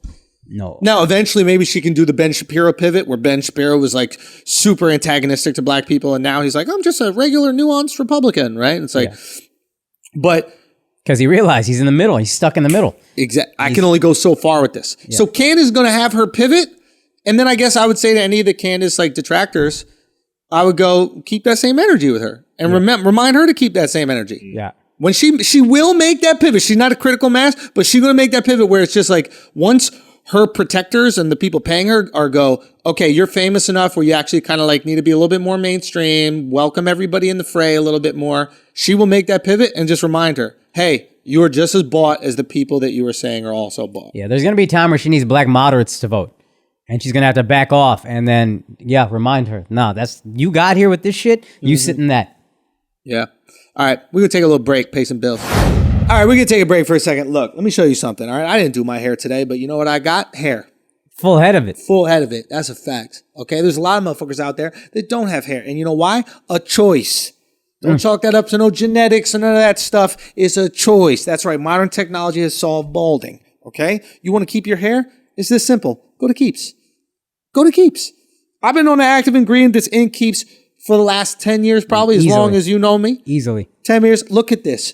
Beautiful head of hair. The number one reason why a man ages well is if he has a full head of hair. That is simple. Simple as that. So go. Keep your hair. Grow some back. That's what happened to me. Mine grew back. You go to Keeps. So this is what you're going to do. Okay, Akaash, you're going to bring that up for me right now. You go to keeps.com. Okay? KEEPS.com/flagrant. You receive your first month of treatment for free. Okay? That's KEEPS.com/flagrant. I'm telling you, this is a no-brainer. Make sure your hair is fucking beautiful. Make sure it's there. Make sure that you are out there thriving in these streets, especially as 2021 comes around and we're going to be back in the club. Matter of fact, all this downtime you got right now, you might as well use it to grow your hair back. Now let's get back to the show. And we're back. I saw a absolutely phenomenal TV series this weekend. Okay. I watched the entire season. I think it was only 5 episodes. Yeah. They're about like 45-minute episodes. Yeah. And the new season that just dropped. It's called Chef's Table. Okay. And basically, they're these like long-form stories where they dive into a chef and the style of cooking that he or she does, and also their story. Right. How they came to be this successful, and their restaurant. And this season is about barbecue specifically. And I cried, I think, at almost every episode. These are so well done, so beautiful. They're not about the food, to me. What they're about is, the ones that really got me, are people learning how to dream. Okay, walk me through it. I love a show that is about something outside of the show. Okay. They trick you into thinking it's a show about a high school football team, but it's really about your passions, your love, your sacrifice, whatever Friday Night Lights was really about, you know. And I'm watching the show about these chefs, and I swear to God, Akaash, I think the closest thing to being a stand-up comic is being a chef. Explain. People go, oh, comedy's just like boxing. Like all these nerd comics that never fucking stepped in the ring before. Like, comedy's just like, it's nothing like boxing. I used to box. Nothing like it at all. Yeah. Okay, when you go into the boxing ring, the person standing in front of you doesn't want you to beat the shit out of them. Right. That's stand-up. Yeah. The guy paid money to laugh at you. Right. The guy in a boxing ring wants to kill you. Right. Very different experience. Right. This Chef's Table, the amount of time and energy that they put in to like innovating and making that dish. Right. So that you can enjoy it. And their night is made based on you liking it or hating it. Just their like validation comes from you liking it. Yeah. Matter of fact, my good friend Brian, who you met, is a chef, and we identify so much with like so much of my self-worth is this food right here that you love and that makes me feel good, or you're like, and that fucking crushes me. Yeah. It's like bombing. Because it is bombing. Yeah. And he puts his creativity into it. He puts his time into his passion, his love, his innovation. How can I change this dish? How can I make this dish better? What can I do to make it better? And there's these fascinating stories of different people, but there's this common theme, which is like learning how to dream. Right. Like this guy named Rodney Scott, he's from like this really small town in South Carolina. Mm-hmm. And like he was told that, you know, in high school, all he was going to do is go down the block and start cooking up hogs or whatever. And like that's what he did on his graduation day. And he thought that he was nothing more than, I think one of like the greatest things I've ever gotten, if I have any privilege in this world, it is my parents teaching me how to dream. Mm-hmm. Like ever since I was young, just dream. I've never thought there was something I couldn't do because I just dream it. And then eventually that is the biggest hindrance to so many people. Right. Is the idea of just even dreaming of this thing that you want to create, conquer, do. Right. And this guy thought he was just going to be there he was depressed. His dad had like a stroke. He had to take over the business. And then he started taking over the business. And he started like getting a little creative and like making some changes in the business. Mm. And like you can, as he tells the story, like you can see him reliving him finding confidence. Right. And then he was scared to go out and branch out of his little town. Right. And then his barbecue burnt down. And then he started to branch out and do some like pop-up barbecues. And finally this guy was like, please come to Charleston, South Carolina. Right. Which to us, maybe it doesn't seem like a big city. But to him, when he's coming from this tiny little town to go to Charleston, roads is the fucking biggest thing in the world. Right. And he finally like gets the courage to go do it, and he ends up winning best chef in the Southeast of America. And you can, as he's telling the story, you can see his self-esteem just inflating. Right. And he's like, okay, now we just got to see how far we can push it, what we can do next, what we can take this. Let's go some other city. How many other cities? I want to take over the world. You see a guy go from, I'm never going to be anything than this guy that cooks hogs down the block to I'll take my restaurant, I put it wherever the fuck I want. Mm-hmm. And it's like the most beautiful feeling. Because if there's one thing I could ever give anybody, it was the ability to dream. Yeah. I don't care if there's one fucking thing. I think that little kernel, that little seed you put inside anybody, that and some hard work is all they need for success. You might not accomplish every single thing, but you're going to accomplish more. Yeah. Without that ability. And I'm telling you, this show is so beautifully done. Go watch this show. Everybody listening right now, go watch this show. You should check it out. As a comic, I think you'll listen to it. As someone who's like just passionate about your craft. Yeah. Like seeing them innovate, I relate to it so much. Mm-hmm. How can we do things different? Right. How can we change things? Like I'm seeing these guys. There's this restaurant in Chicago, this fucking chef with 3 Michelin star restaurant, one of the best restaurants in the world, gets tongue cancer and loses his sense of taste. Yeah. What? He loses, I mean, this is almost like out of a cartoon story or something like that. Loses sense of taste. It's like Beethoven with music. Yeah, he has to make dishes with his brain. Mm. And they developed a system where it's like based on the salt level. He's like, okay, is it salty like a pickle? That'd be a 5. Is it salty like, like bread? That'd be 1 or something like that. And based on that, he's able to like put together these crazy dishes, innovating. Like he finds a way to like make sugar float and you like drink balloons. They're crazy things they're doing. And they're just going, how can I push this further? How can I make something innovative, different? Yeah. And I was so fucking inspired by it, man. I'm gonna watch this. You guys got to check it out. Yeah. I mean, it was so good. And the guys who made it, I hope that they listen or somebody tells them about this because I think they did such a fucking incredible job of like getting into the story, getting into the characters, but also like getting into like what the ethos of the show was. Yeah.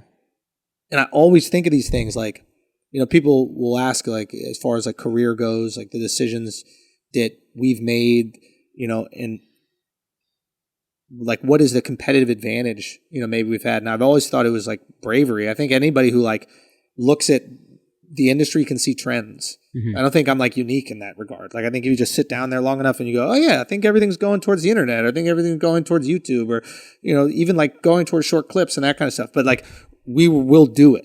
We were flagrant when it was not the right time to be flagrant. Right. But We knew that that's what the people needed.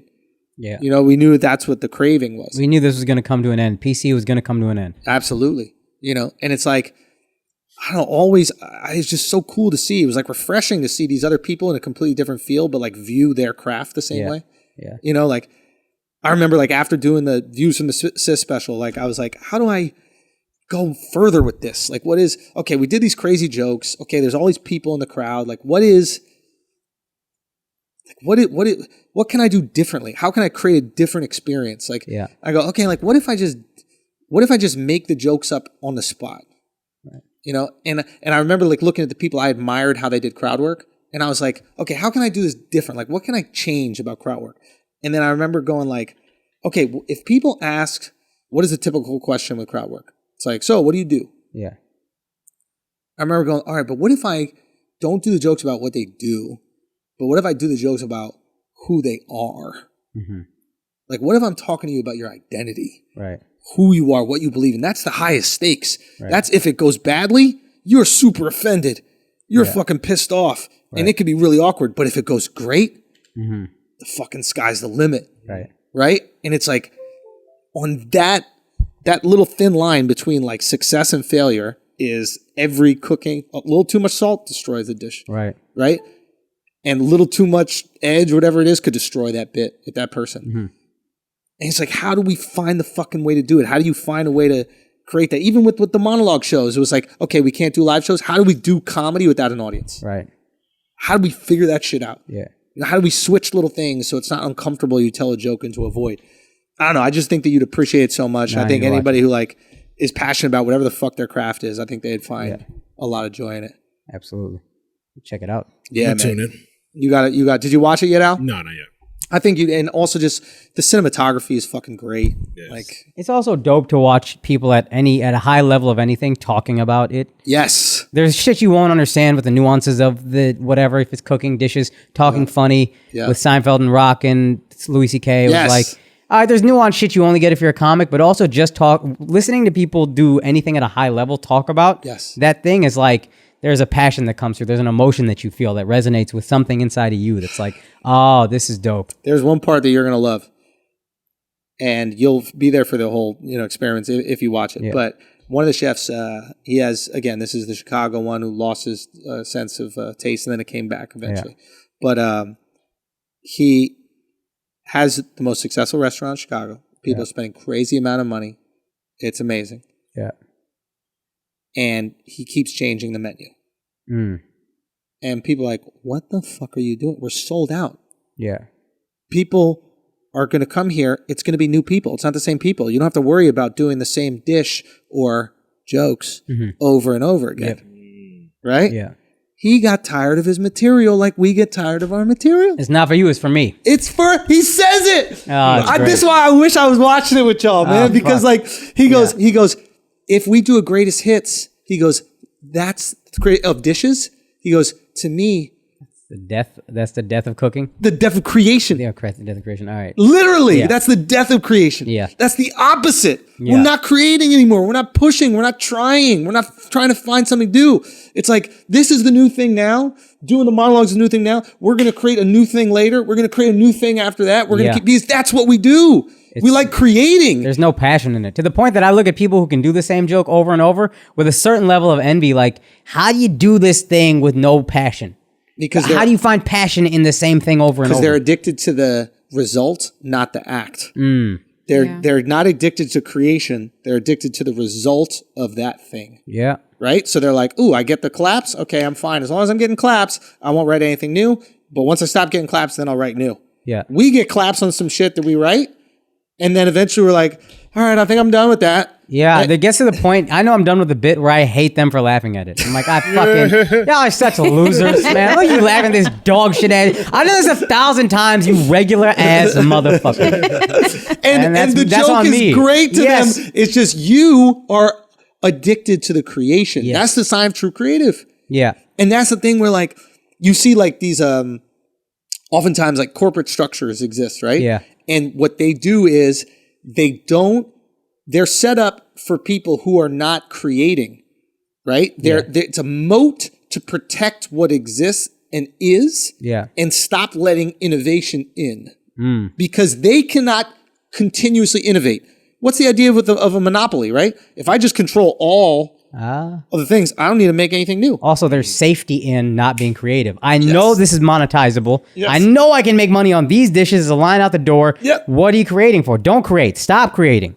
And if you're not a creative, that works perfectly. Matter of fact, creativity threatens you. It frightens the fuck out of you. Yeah. Right?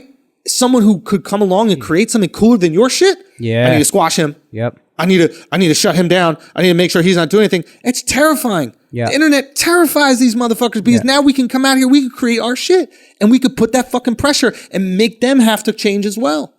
And that's what comedy's become. They're caving. Yeah, it's funny. Now that I think about it, I remember one of the reasons I didn't ever get an agent is they would ask, how many minutes do you have? And I would have no fucking clue. Yeah. Because I don't think about comedy and like getting 6 minutes or 7 minutes or 8 minutes. I'm always trying to do a new joke. I'll definitely I need validation. I'm not some fucking guy who's cool bombing. Of course. So I'll do the jokes sometimes that I love, but for the most part, I don't want to do those. I want to be doing new shit. So when you say, how many minutes do I have? I will go, I can do as long as you need me to do. How many minutes do I have? I have no fucking clue. I haven't formalized. I haven't made my comedy that formulaic that I know this is 3 minutes and that's 2 minutes. And how the fuck do y'all even do that? Right. And to somebody who's not passionate about it, that's terrifying. Yep. So you almost got to get to the highest level. You got to be the guy who's line out the door, and then you've proven you can keep changing it for them to finally go, all right, let them do the fucking thing. Yeah, 100%. And there is a balance, which I'm sure that you've reached, which is like, or you were going to say something, Al, what was it? Oh, yeah. No, I was just saying, it's cool hearing you guys talk about your creativity from a comedic stance. And when I first got into this, I didn't think of myself as a creative. I was like, oh, I just enjoy doing it. So it was like a hobby that became something I was good at. And I was like, all right. And then I realized I kept catching myself trying new things. Like once I got good at something, I was like, oh, I want to do something. That's my favorite thing about old shit is like, it's old to me. And even though people still like it, it's like, that's still the old shit. And like hearing you guys talk about this every time, like now when I do little additives in a little Instagram clip, the only shit I care about are the people who notice those little nuances and like, oh, that shit was dope. That's the only shit I like. Yeah. Because that's what I'm doing it for. Because that's like, your creative outlet. It's like just like cooking is their creative outlet. Yeah. And there's someone on that cooking team, and what he does is fucking salad. Yeah. And he finds a way to make that salad slap. Yeah. Like he might put the salad on the grill.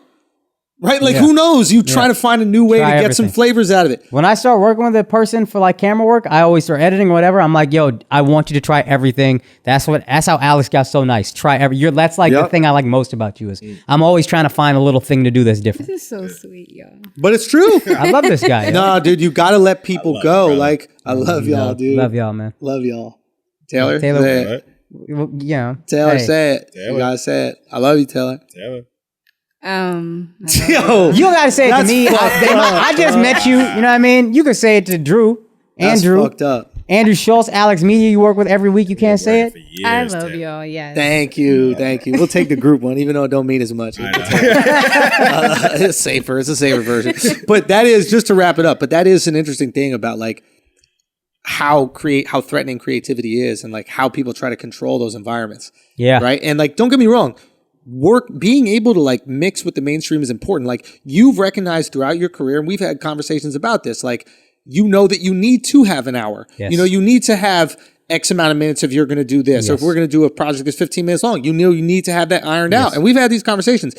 It's not that, and the people who are truly successful understand how to function within the rigidity of these structures and the creativity of absolutely zero inhibitions and zero limitations. Right. And like blending those things together. And that's what these chefs do. And that's what successful comics end up doing. Yeah. You can't be too much rigid because there's no creativity. And you can't be too much just creative because you can't monetize that. Yeah. So you want to just go tell jokes into a wall? Go for it. Yeah. Great. That's not the business. Right. You want to be in the business, right? Like if you want to be in the business, you're signing up. It's like you want to play for the NBA? You could play pickup. You want to play in the NBA? Be in shape to play 48 minutes because that's how long the fucking game. You want to dribble however you want to dribble that and one shit. And one shit, go for it. Yeah. Go be as creative as you want to. Here, you be creative within this offense. Exactly. And so anyway, I think it's so cool. And I just think that like, it's great to see other people look at stuff the way you do. Yeah. and I'm sure there's people listening to this podcast and they're not stand-ups, but they're in advertising or they're in these other fields and they're like, oh yeah, the way you talk about stand-up is kind of how I feel about advertising, or how I feel about art or whatever it is. And it's like, yeah, fucking innovate. Put that foot on their neck. Word. You should absolutely do that. Yeah. Look, let's talk a little deportes. Let's talk some sports, man. Obviously, Bucks didn't get eliminated. Not yet. Not yet. It looks like it's going to be that way, but what is transpiring is quite interesting. Yeah. Because Giannis has been getting all this pressure. Richard Jefferson is calling him Pippin. The whole league is like, where is he? Is he not good enough? Mm-hmm. We've been having this conversation, I think, now for the last at least year, maybe 2 years, which is until he can shoot, he's just going to be a regular season MVP, which is great, but he's not going to be able to win. Right. Simple as that. And I think it was similar to who were we comparing him to? Like, there are certain players who are like it was so hard for Rondo to get a ring because you could just kind of like sag off of him. Yeah. You create real difficulties. Yeah. For your team, not the opposing team. Yeah. When you're that easy to defend. Yeah, Rondo's who we compared him to, yeah. Rondo, and I think there was other ones too, but whether it doesn't matter. So he turns his ankle. I can't tell you how bad turning your ankle is. I saw the video. He turned it. He had turned it, I think, in game 3 also, and then again. He was questionable for game 4. My feeling is like, I saw Doncic turn his ankle severely. Yeah.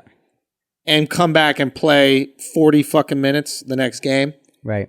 Finish that game, I think. Yeah.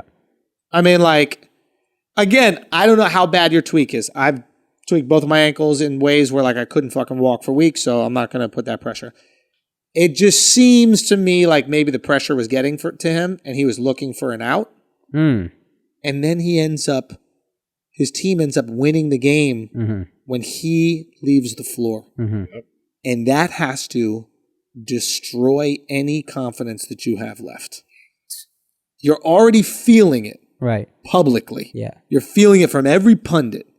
Right? Not just Skip Bayless. Yeah. Everybody is being critical of your play. Yeah.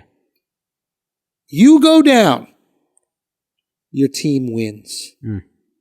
Are you not built for the playoffs? That's got to start going through your head. Has to. Right? Has to. Start to get a little shaky. Now, here's where things get tricky. The Bucks can't let him play. Because if they fuck up this injury diagnosis, he's out. Just like Kawhi. Kristaps, Kawhi. Oh, okay. Oh, okay.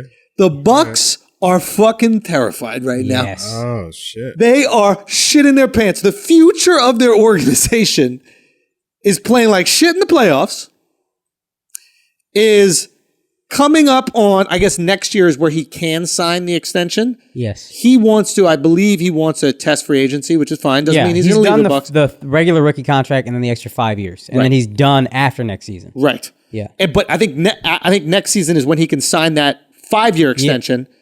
No, he's already done that, I think. He's been in the league like 6 years, 7 years, something like that, Giannis.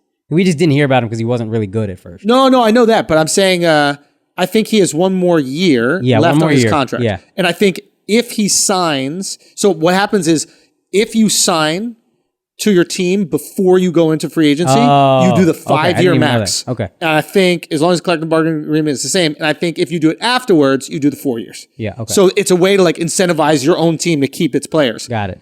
Right? And I think, remember, they're like, yo, James Harden can make an extra 20 or 30 million if he stays with the Rockets or something like that. And he ends up doing it. Got it. Point is, they're fucking terrified. Future of their franchise has an ankle injury, is playing like shit in the playoffs. You want him to play so you have a chance to win, but you don't want him to further injure the ankle. And then blame you. And then you're the assholes. And give any excuse whatsoever. So now you got to push back against his competitive instinct. I'm sure Giannis is going, I want to play. Let me fucking play. What the hell's going on? Right. So the organization got to go, don't let him play. Yeah. And now you look like you don't want him to win. Right. And he's going to get the brunt of the criticism. Yep. I mean, what do you do if you're the GM? You hope they win. Obviously, without him, you don't want them to lose. You sit him out next game, and then you hope he heals in time for them to come back in game 6 or 7 or whatever. You just hope. So you sit him. You have to. 100%. You have to. You can't sacrifice one game where you're down 3-0 and nobody's ever come back in history. It's not worth it. Like, no team has ever done this, and we think you can, sure, but we're going to rush you back from an injury for that? Yeah. for the potential that you might do it. And then don't you think there's a chance they lose him? Because now if they lose the next game and they get knocked out, he could be salty and be like, hey, we lost because you didn't let me play. Fuck you guys. I'm out of here. So it's like a lose-lose. But you got to tell, man, we have to look out for your best interest. And then you got one more year to try to convince him to stay. And you fucking pray you win the finals that year. You fucking pray. Because you still got one more year. If this is his last year, it's adios. He's gone. Don't matter. I don't think he's got it, bro. I heard a rumor. Talk to us. This is a little rumor, not a big deal. But it is a big deal when you think about it, but it's not a big deal. Apparently, and again, not that big deal, but has big deal ramifications. Yeah. Apparently, there's a guy out there in the bubble. Mm-hmm. There's just seeing, you see all the guys practicing. He said he's seen Giannis airball at least 6 free throws. Now, you shouldn't be airballing free throws. Yeah. If you're airballing free throws, not in the game, right? Just practicing, there's something structurally and functionally wrong with your shot. That is something to take into consideration big time. Because Giannis wants to lead his team. He's not going to accept that pip and roll. But if he can't shoot, he's going to have to be pipping, bro. He's going to have to be pipping. Because they have all the pieces around him to protect the fact that he can't shoot, and they still can't win. Are we thinking something structurally wrong, like Markelle Fultz? Wrong? Like that level? Yo, whenever Giannis shoots to me, there's a hitch in it. Have you guys seen it? No, it kind of like hitches, and then he shoots. I guess I can see it when you a little bit, right? Yeah. And I'm like, either you got to cut that shit out, or you have to do like some sort of set shot or something like that. Like PJ Tucker, for example, he has a little hitch in his shot, but all PJ does is sits in the corner. He's got one place he needs to shoot from and nowhere else. It functions for him. Giannis, we want him to be able to shoot off the dribble, right? We want him to be able to play like the MVP superstar that he is.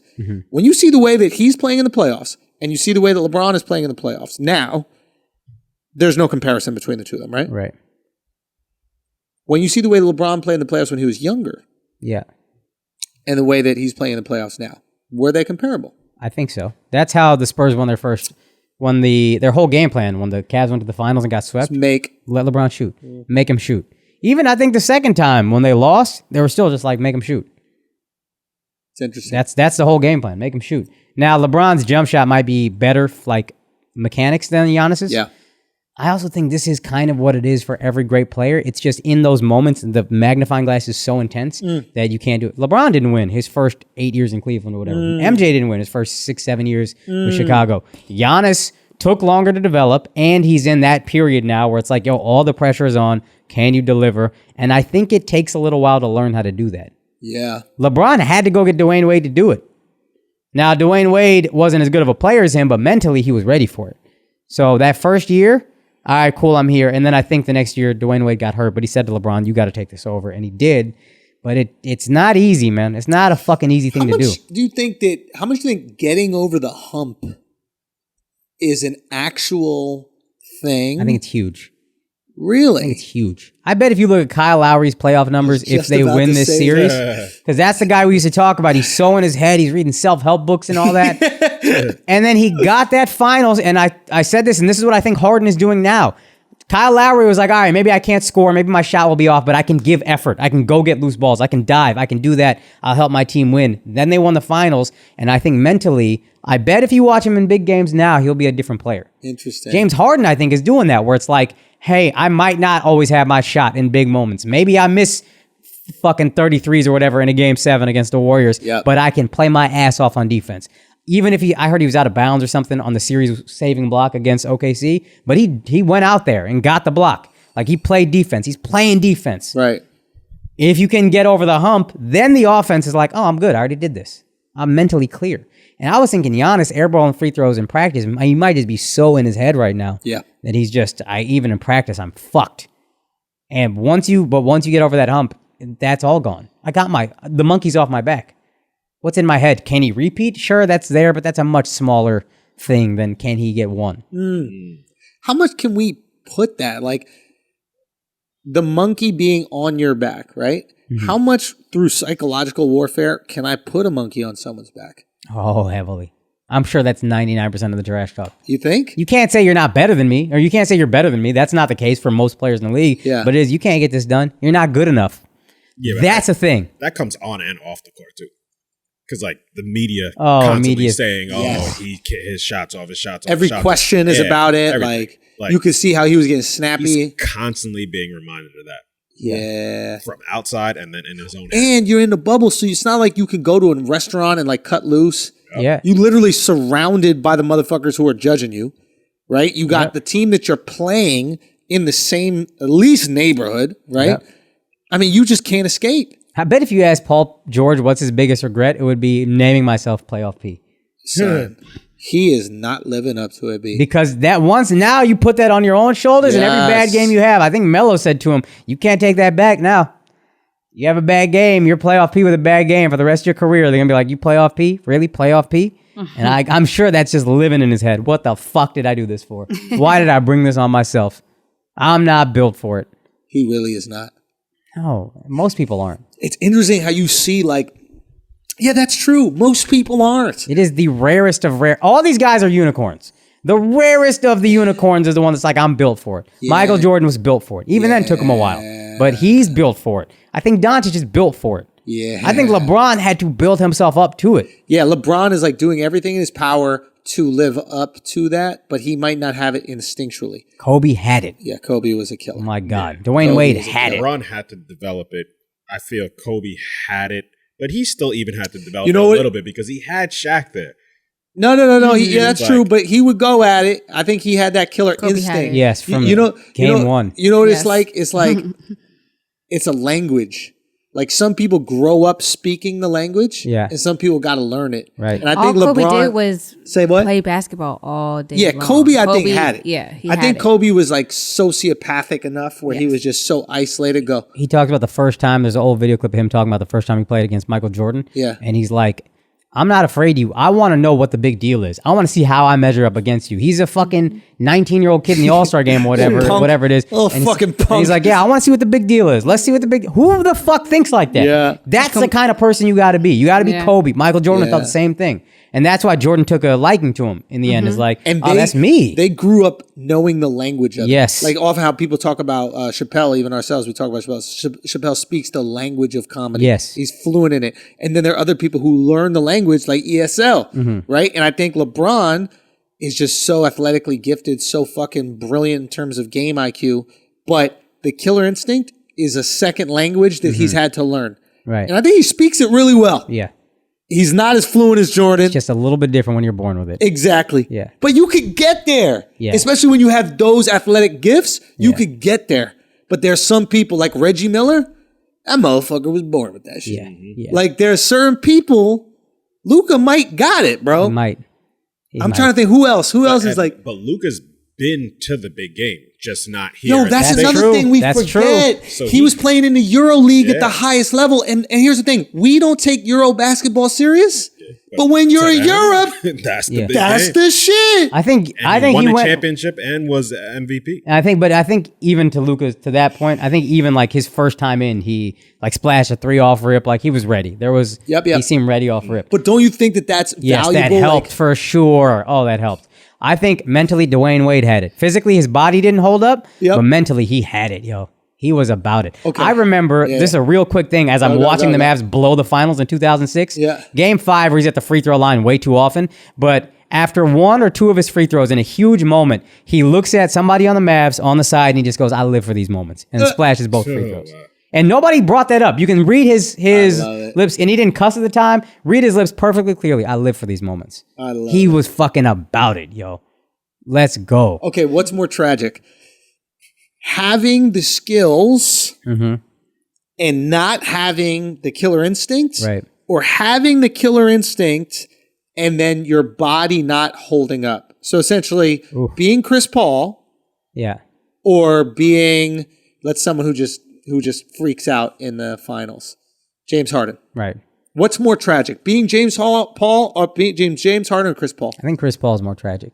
Wait, what's Chris Paul again? He's Chris a killer Paul is a mentally. Killer. Okay. He's got it up here. His fucking game IQ is insane. He's an absolutely amazing player. Okay. But physically, he will break down. This season is different, and because it was different, he almost took them to the fucking next round by himself. Okay. But his body will break down in the playoffs because it just cannot take the wear and tear. He's just genetically not built to take the wear and tear necessary for the killer instinct that he has to be effective.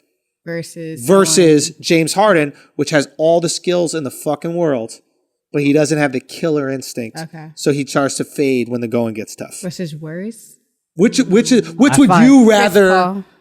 I would rather be I think I would rather be Chris Paul because I know it's just my body wouldn't hold up. Yep. But for that reason, I find it more tragic from the outside. Like, yo, this guy has everything. He just wasn't born with the physical gifts to get there. Because that's more tragic. Because on some level, if you're James Harden, you know you don't got that killer. So you could sleep. You could be like, I'm nice as fuck. Yeah. But I'm not really that killer instinct, so that's why I haven't won. And you know what? I'm okay with that because I'll still give any of these guys buckets one-on-one. Yeah. So personally, I would rather be Harden. You could sleep easier as Harden. Sleep easier. Yeah. You don't sleep as CP3, but you know you gave everything. That's interesting. Yeah. Like James Harden is going to go through his career, whether he gets a ring or not, as whatever. But he'll be like, I was nicer than all these motherfuckers. I was one of the best offensive players. CP3 going to go through his career going, man, if I had the recovery power of LeBron, or if my body held up like one of these other motherfuckers, I would have had all the rings. Yeah. He's going to be bitter. Yeah. Now that's going to kill him. Yeah. That might be worse. You always want to have the killer instinct, but that might be fucking worse. You want me over, Al? You want me the fuck over? You're going to be tortured. Yeah. Can you imagine if Michael Jordan had Chris Paul's body? Oh my God. I don't think he could live. He would kill himself. He would kill, literally Kobe the dude. would kill himself. Say what? Kobe would. Absolutely. Kobe would not have tolerated it. Yes, at all. I mean, even Kobe coming back from the Achilles injury, like I feel like that was just... It's driving him crazy. It was driving him crazy. Yeah. That's unbelievable.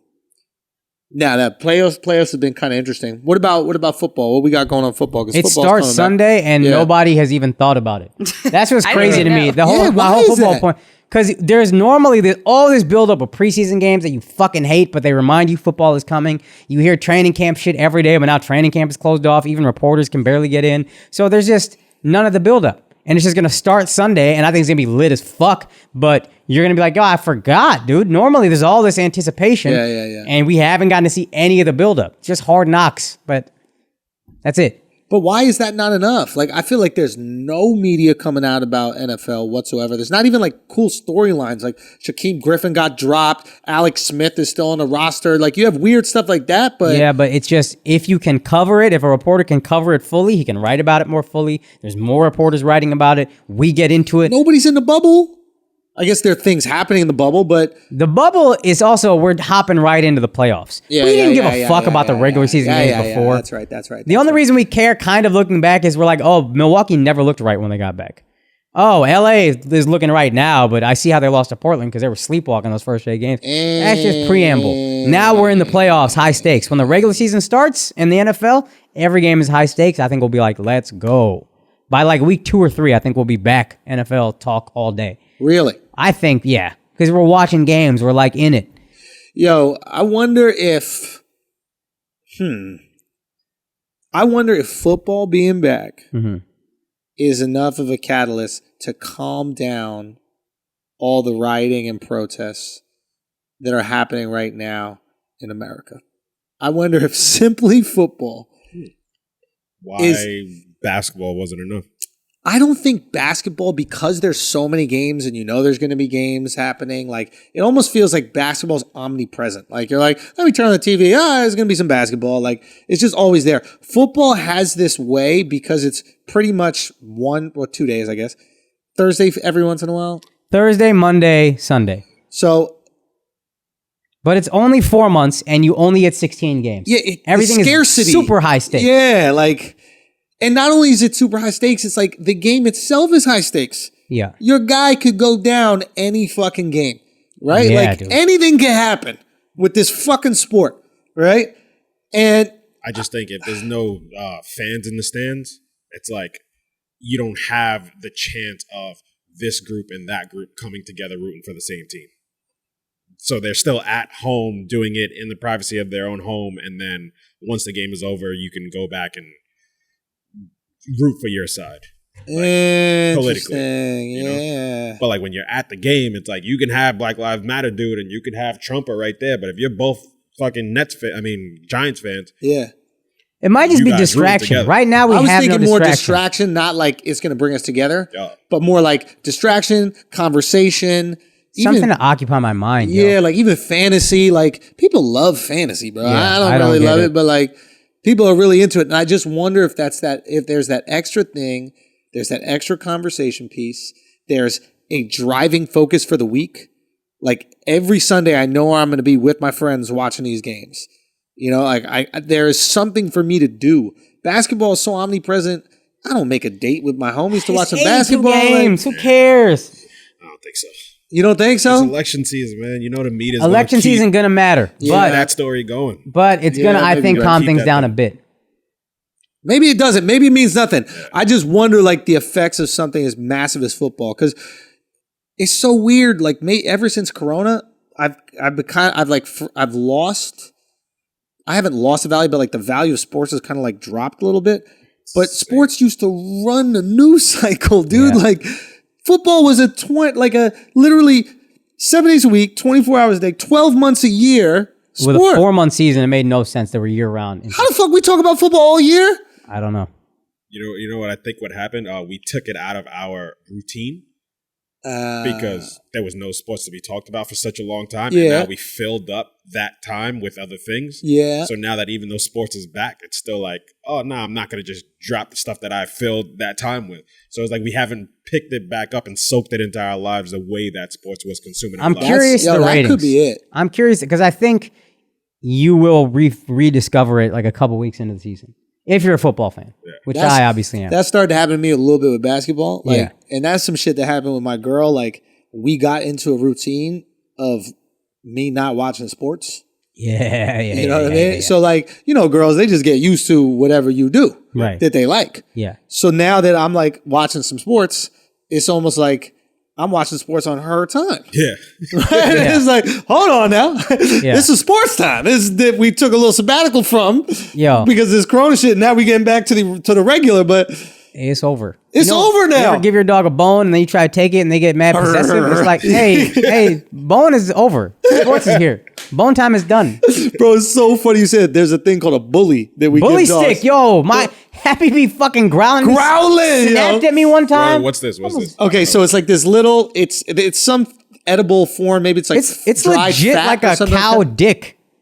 Wait, look it up. I don't know if it was that. Look it up. Look up bully stick. Look up what it is. You about to find out. Wasabi is a little slutty.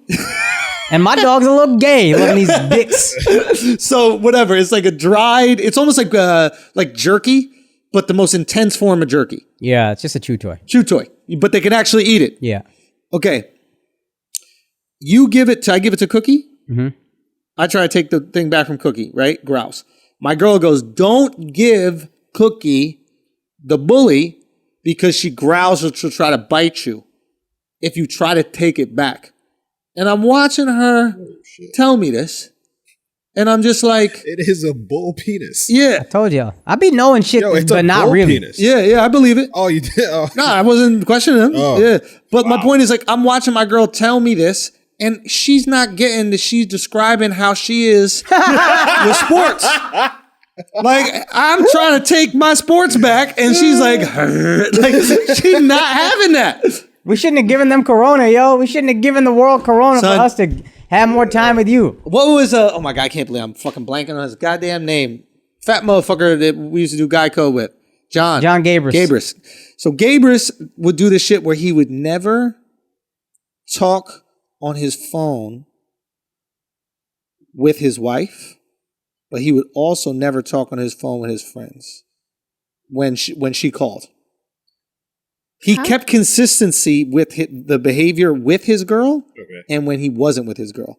Because when his wife calls and he's with his friends, right? He's like, "Babe, sorry, I can't go. I don't like talking on the phone. I'm with friends." But then when he's with his wife and one of his friends calls him, it's, "Yo, sorry, I got to go. I'm with my wife." So now when his girl calls when he's with the homies, she expects him to hang up. Oh, man. Wow. And if we were smart, we would have kept the same behavior. We would have literally stared at the TV for 2.5 hours if it was blank. Hey, babe, this is sports time. All right, I want you to get used to this other shit. This is sports time. I'm committed. We are keeping it consistent. 3.5 hours every Sunday staring at a blank TV. Staring. Should have just started playing Madden or 2K or some shit. That would have been it. Put on a simulation game like, yo, we watching sports. We're watching sports, babe. Get used to it. Oh, did Joe Budden release another podcast besides the one that I listened to, yo? I listened to a 30-minute clip that he posted that says what happened with Spotify on his YouTube, which has far less subscribers than my YouTube. But let's not compare. Let's not compare, guys. Let's not compare. Let's not compare. Listen, very successful in his own right, my son. Very successful in his own right. No, my son is very successful in his own right. You know, I can help him out with this YouTube game if he wants, but it's all good. It's all good. So, and I thought, Al, I thought that I was being incredibly fair. I complimented him. I complimented his listenability. I complimented his ability to garner an audience, and I complimented the connectivity that he has with his fans. My criticism came from a fundamental lack of understanding of corporate dynamics and how they do try to own you. I thought we articulated that. Where's the pushback, Al? Because everybody in the comments were like, y'all didn't listen to shit. And so many people said that. I was like, maybe we didn't listen to everything, bro. What I heard is there's a video clip that my homies checked out when they were talking to me about it. And he left out, like, for example, the watch thing I brought up. Somebody was like, I can't believe Spotify tried that watch shit. And I was like, but he wanted a watch. And they were like, whoa, really? I didn't hear that in the clip I listened to. Where is it? I had to go find it in the audio that he said, hey, I'll take this watch. And then they said no. Because my point was like, all right, if you're upset at the watch, just say no to the watch if it's that offensive. And they were like, yo, that he never said yes to it. He said no to it. And I was like, we listened to different clips. Because the original podcast, when he first talked about it, he spoke on it for a really long time. More than half hour? Yes. It was about an hour. So well, I think that's on him for just saying. Yeah. He released a half-hour clip of it. So maybe that's why you and maybe that's where our disconnect is. Maybe some things were left out of that clip. For example, me saying, oh, you're going to offer me a Rolex? Okay, I'll take a Rolex. And then they still said no. But. And this also might be, you know, when you have very, very strong fans of a person, and whenever someone speaks out against that person, they just say, oh, you're dumb for not agreeing with whatever my fandom. Let me tell you something. I realized Joe Budden clearly is a lot more popular than we realized because our comments are wildly negative on this one. I try to tell you. No, and I said it, I think, in the piece. Like, he's garnered intense fans, which is amazing, and that's credit to him. I just, from what I read in the clip that listened to in the clip that he posted, I saw a fundamental lack of understanding of how corporations operate. That's just what I saw. Now, his criticism of corporations is accurate. And I now understand, I didn't understand this prior, but not because of Joe Budden, because of something else, but I now understand why you often hear the slave analogy used when it comes to like athletes and like the owners of the teams. Like they go. You're not realizing that? Well, here's the thing. I never realized it before for this reason. I was like, well, you can't be a slave if you're getting paid millions of dollars. And you wanted to do it. And you want to do it, and it's your choice, right? Yeah. And I always thought that was like insulting to what slaves went through. It's like, why would you compare, what you're doing, playing a sport and getting paid millions of dollars compared to like these people who are like forced into servitude for their entire life? And like those things are fundamentally different. Mm-hmm. Here is the connectivity. Being owned. They do own you. That's what I was going to say. They do own you. They pay a lot to own you, and the money goes to you, but they own you. They own you, and that lack of freedom. When we equate, what do we think of with slavery? Lack of freedom. Mm-hmm. Yeah. So that lack of freedom, we jump to slavery. Now, when we think about slavery, we go, black people getting whipped and forced to do these horrible tasks, etc. That's way different than a sport. But the idea of corporations, this goes back to our conversation about like trying to like carve out the moat so they don't have to innovate. Mm-hmm. The idea behind these corporations is I want to own you. They carve out the moat so you trapped in that fucking house. You trapped in that house. You trapped in that castle. I want to own Beautiful you. castle. Beautiful castle. You ain't going nowhere. Nowhere. Better like the view. That's what it is. So you got so excited to go onto the island, you didn't realize they put up that drawbridge and they stuck you in that motherfucker. Stuck. So here's the thing. I understand now where it's coming from. I think the word slave should never be used.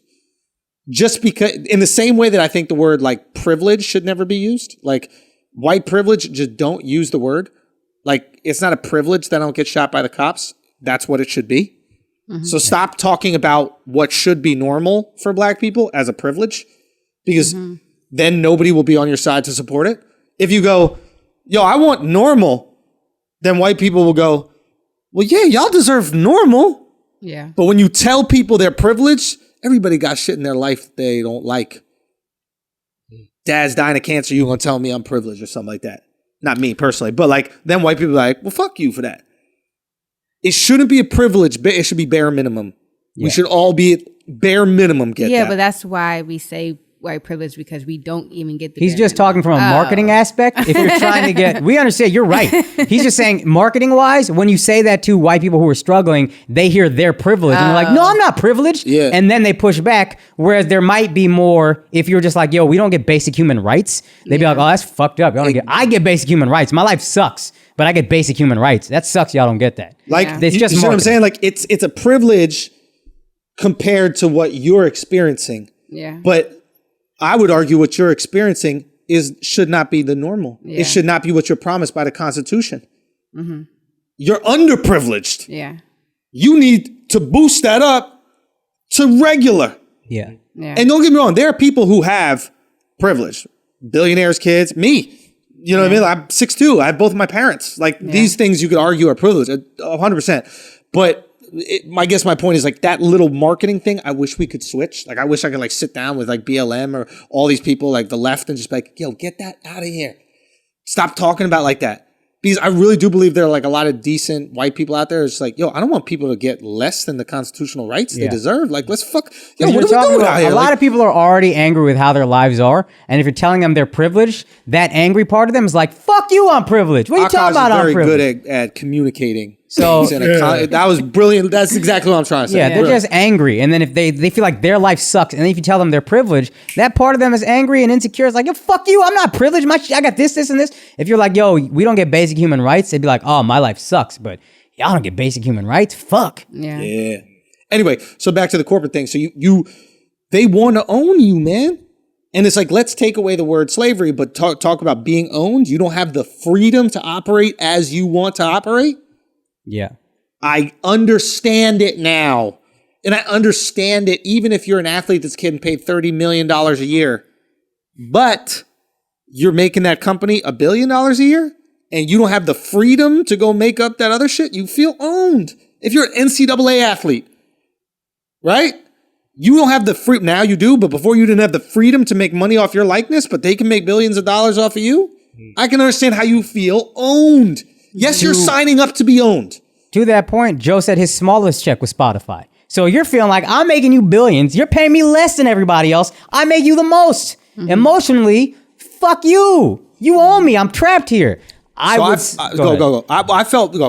I would say that's, if he had known that going in, he might be more okay with it. All right, Spotify gonna pimp me, but I'm gonna pimp them as hard as I can until this contract is up and then it's done. Yeah. And I felt bad when I was looking at the comments. I was like, yo, we're pretty nuanced and when we talk about things. Like we actually read and we actually watch the videos, unless we're doing feelings, no facts. Like, and something like this is important because it affects us all.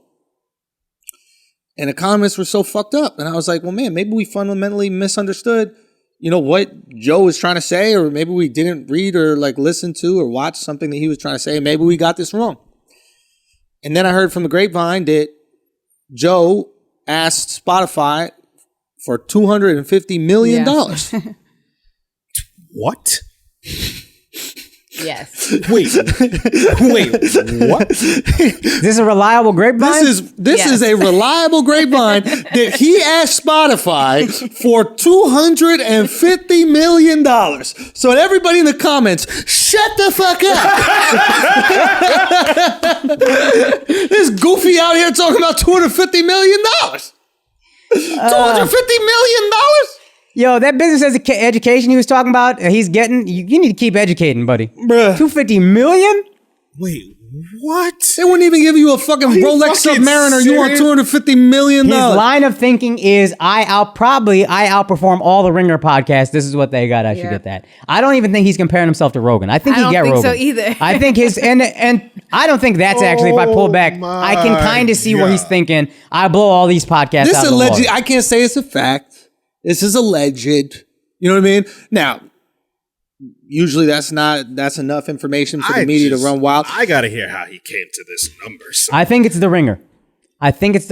Ringer was 250 million, right? Comes with a bunch of shows. Well, y'all didn't see the list like how that girl did Dr. Dre's ex-wife. Hey, Taylor, that's great. That's funny. Joe got Dr. Dre's ex-wife's lawyer Exactly what's to sign the contract, bro. Yo, what's more ludicrous? Dr. Dre's ex-wife, she sounds mad reasonable after Joe was asking for $250 million, right? 10 times the amount. Pay her. Oh my god! At least she was married to the man. Oh my god! Wow. $250 million, bro. I think that's more than Rogan got. You gotta be crazy to ask for that. I think that's more than Rogan got. So this is what we were talking about not truly understanding how corporations operate and the dynamics within a corporation. And that was my criticism in that video. And thank you so much, Joseph Budden, for making me right. I appreciate it. I think that's all. Is there anything else? I guess my only thing is not even Joe Budden, whoever's listening, the only thing I want the fans who like listen to us, who get it, is when you sign a contract, know as much as you can about this deal when you go into it. And then do everything you can on the front end to get what you can out of them. And if that don't work for you, start a Patreon. Yeah, because look, $50 million. Bro. I want the camera on Black Alex right now. I really can't understand that. $250 million is crazy. Now, I will say this. I applaud anyone that is creating leverage on an independent platform. That's Joe Budden. That's us. That's Joe Rogan.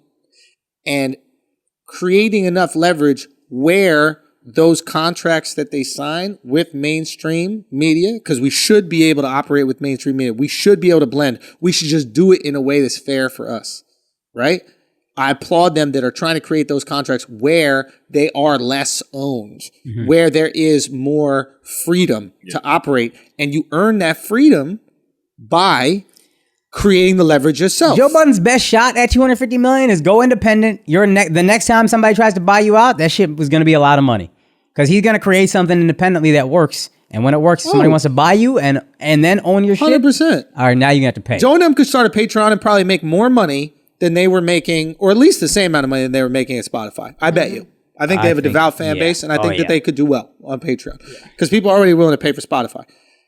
But I do applaud anybody that's trying to do it, because everything that I've done in my stand-up career has been outside for the purposes of my own success. The reason I share it with other comics is because I want to create a situation where they can have independence and leverage, and then use that leverage to get very fair contracts with mainstream media. Because we shouldn't have to fight mainstream media. The ideal situation is that we work together, but we bring people, they bring people, and if we're both bringing people, we both got to get paid and we both got to have freedom. Yeah. You know what? I commend them, even though I do think the number's a little ridiculous. I commend them for that feeling of value and saying, hey, if you guys don't give me what I think I'm worth, I'm out of here. So I commend them for that, because it also sets the benchmark for everybody who comes after you. Yep.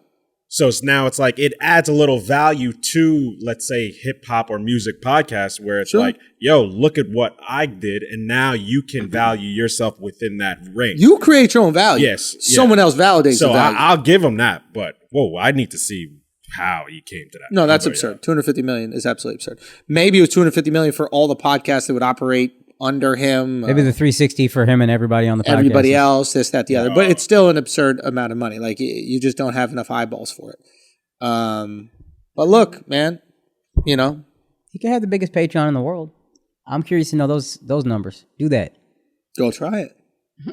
Anyway, we love y'all. We appreciate y'all. Thank you guys for listening. We do have a Patreon episode. Happens to be the biggest comedy Patreon in the world. No big deal. Not a big deal. You know what I mean? Only the biggest one in our field of interest. That's just what we do. That's how we do. I mean, it's just no big deal. And that's every Friday. So we'll have another episode coming up this Friday. Mark probably won't be here for it. Piece of shit. And is what it is. You know what I mean? Congrats, Mark, at your wedding. So. Hopefully Taylor will be there. Taylor, thank you for being here. Oh, yeah. Taylor, thank you for being here. Thank you so much. Oh, my God. I loved it. I had so much. I just loved it. Alex felt so comfortable. You know what I mean? Did.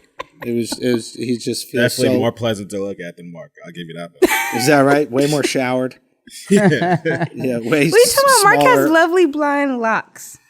Greasy locks. Yeah, they're greasy. They're greasy. Locks. I never. You never touched them? Touched them. Mm-mm. Yeah. Me neither. Anyway, look, we love y'all, man. We appreciate y'all for your support. Go listen to Joe Budden, man. Listen, people fuck with them. We're not telling you not to go listen to them. Go listen to them. I know a lot of y'all fuck with Joe Budden. Enjoy the fucking podcast. This is great. Y'all should be. And if y'all enjoy it $250 million worth, please tell me, because I've never seen anything worth $250 million. I never listened to anything worth $250 million of y'all. Yeah, no. Maybe this. This is it right here. I wouldn't charge $250, bro. I'll be honest with you. I wouldn't charge $250, bro. I love it. Don't get me wrong. Hey, you're not negotiating like an Indian. You let me handle this negotiation. All right, bro. Get us $250 for it, man. I'm gonna get us that. All right, bet. Anyway, we love y'all. We appreciate you. We see you over at Patreon. Patreon.com/Flagrant2. We got a new episode every single week. It's the greatest bargain in the history of comedy. We'll see you there. Peace. God bless.